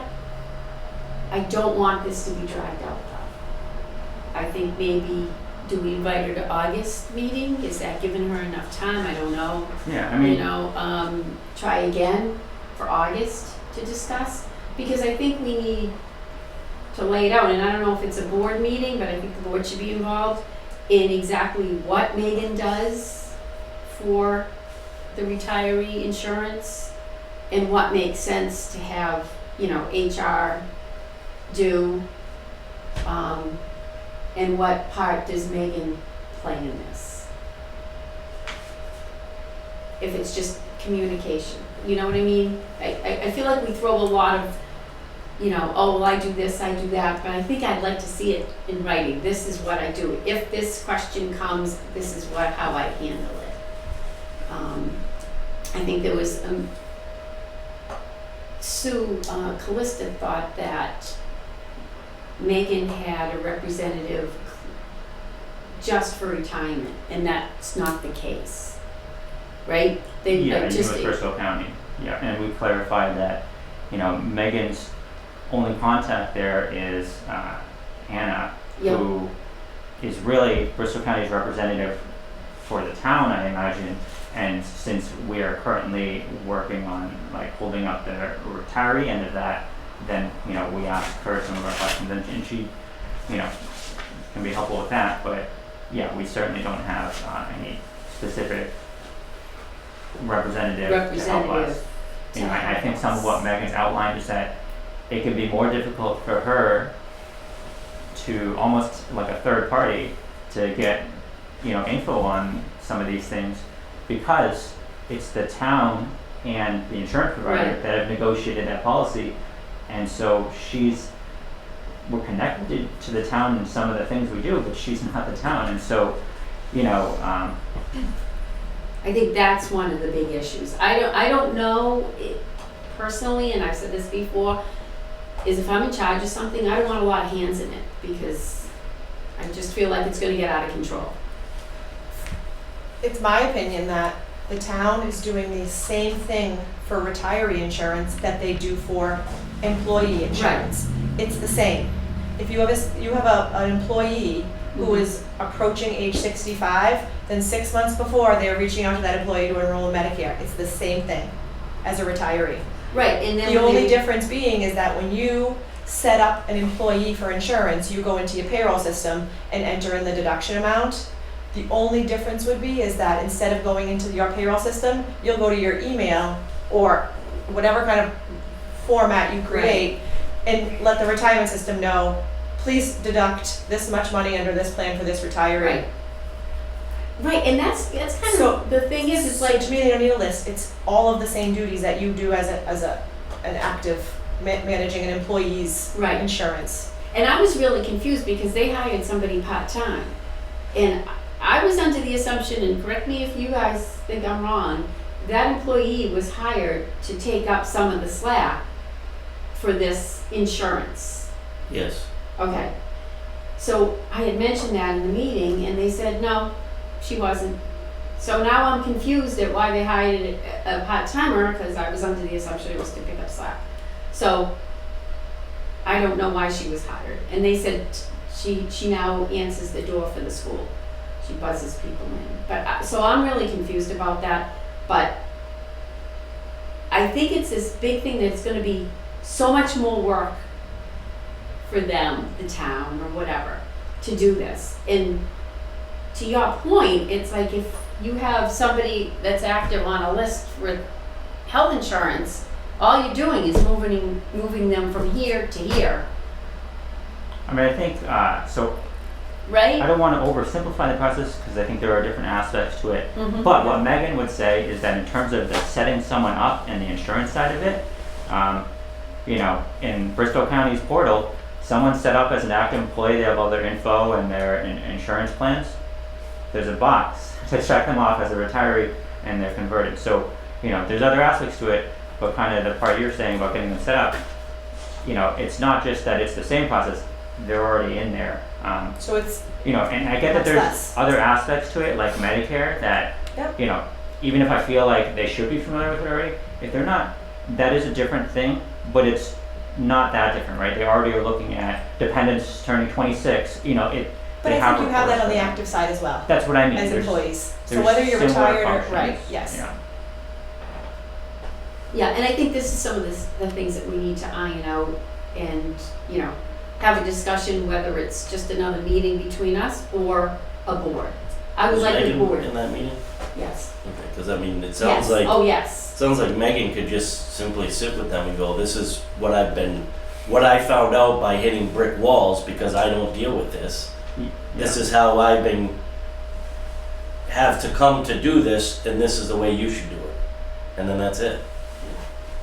I mean, Jim Quirk's letter outlines that it's the task of the town and human resources to benefit. We don't do benefits in retirement, Right. so.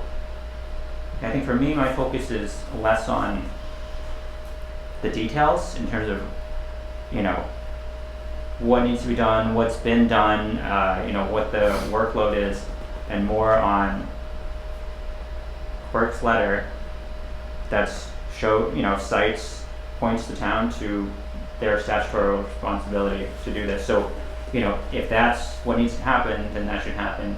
And, you know, obviously then kind of the practicality of that transition, you know, I'm mindful of, but that's not really, you know, something that Sure. we're figuring out on our end. That's something for the town to figure out, you know, and they should, you know, kind of respond to that letter and acknowledge, you know, that needs to happen. Again, what makes sense? Right. I think we pretty much touched on everything. There's a note under old business about email addresses. Yeah, I saw so, that in the notes, in the minutes. Mike Gallagher had kind of brought up a good point about email addresses that board members use, and about, as a suggestion, having, you know, email addresses created for board members rather than them using their personal emails. So Megan had looked into that and gotten, you know, a quote of what the cost for that would be and what process to set it up would be.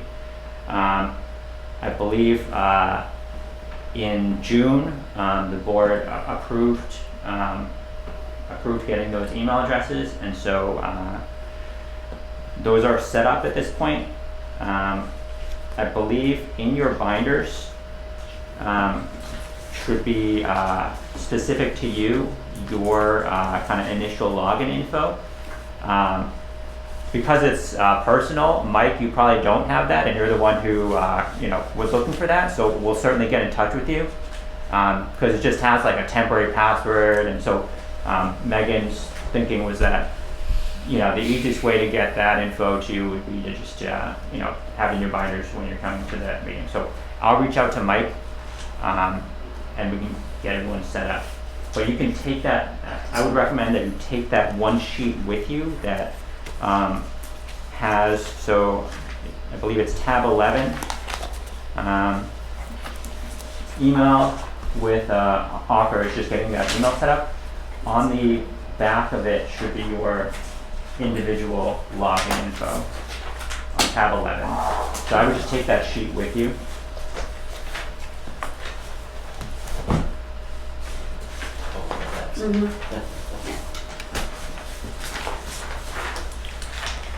All right, and then I think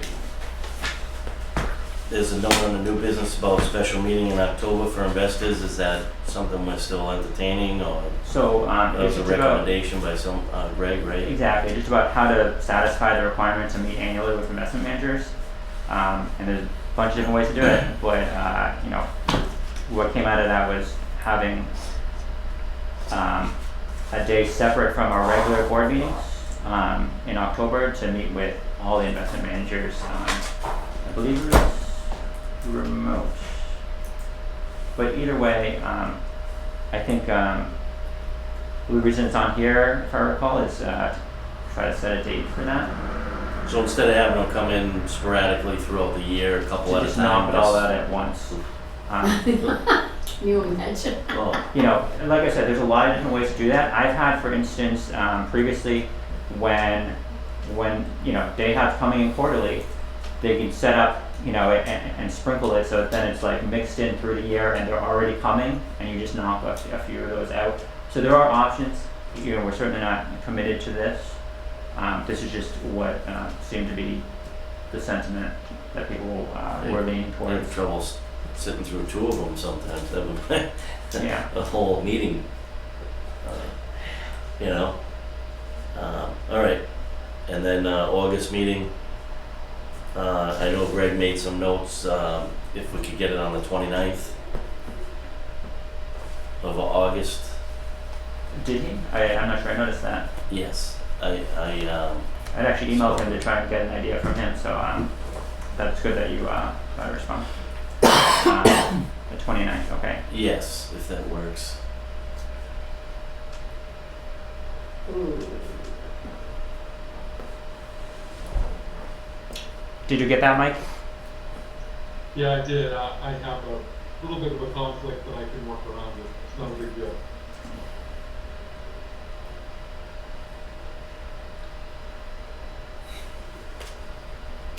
I do too, but I can probably work around that.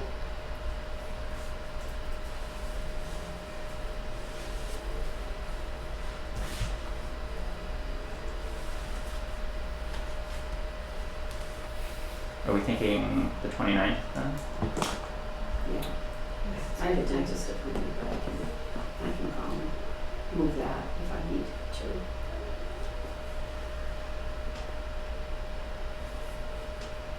All right, so we'll make it the 29th if there's, At 9, is Greg okay with 9 on that day?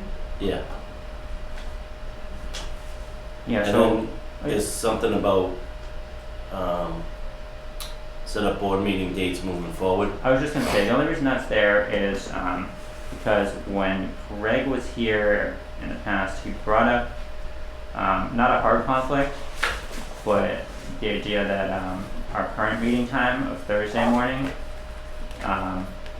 you know, that's when he has another board meeting as well, and I believe we were meeting on a different day, like we had switched that at some point in the past, so I think he was just looking to see if the board might be open to moving our regular meeting date around, and so just kind of seeing what everyone's schedule is like. I think Lauren is not available on Tuesday mornings. Right. Um, I would say Tuesdays. Tuesdays. I don't know if on that board meeting will go. Yeah. So it's just seeing, you know, I want to say that because we've had this ongoing, you know, conflict where we've been meeting on Thursday mornings, I think he, you know, for that that's where, you know, maybe him and Kevin are, you know, kind of splitting up for that. You know, I don't know if they're making it work right now, but you know, he did mention it as something that he wanted to see if the board was open to, you know, considering moving on. Yeah, I mean, I don't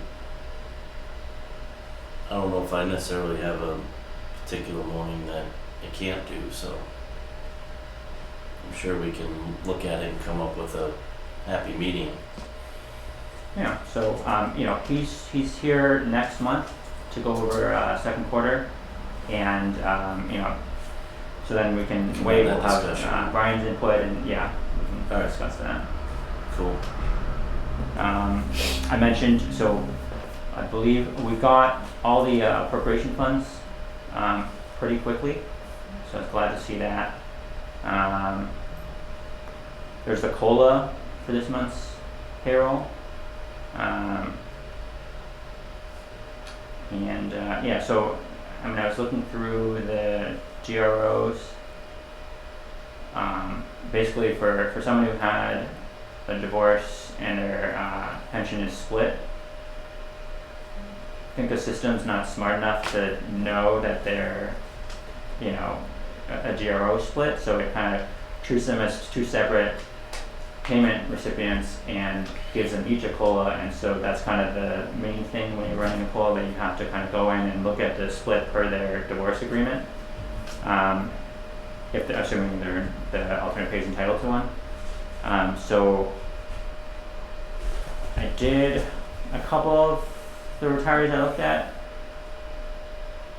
It looked like that maybe things were generally done the way I would expect in prior years, but that there are certain years where maybe there are hiccups. And if there's a little bit of a hiccup in how that DRO is split, then that's carrying forward. So I think that might be something to look at, you know, in a large batch at some point. So, you know, for example, I think I noticed someone where the member and their ex-spouse both got $40 in 1 year for a COLA, and obviously they should have a combined 40, however you split it. Or years where, you know, maybe it's not split and only the member's getting 40, or if the split's off. So again, I think that's more of an exception, but I noticed it in a few places, and so I would probably need to take a look at all of them. So for this year, I applied the COLA as I saw fit. There is a document where a spreadsheet where we keep track of what the DRO splits are and what someone's entitled to for COLA each year. So, you know, we're updating and maintaining that, and that's what I used to apply this year's COLA. Go ahead. Are you talking about like if somebody's divorced and the ex-wife gets part of the pension and the ex-husband gets part of the pension? Sorry, so when I say 40, what I mean is, you know, the COLA is 3% on the first 16,000, so it's $480 a year, or 40 a month. And so if you have a divorce in an agreement, then in some cases the member might not get 40, it might be split pro rata between the two, but it should combine to 40 no matter what.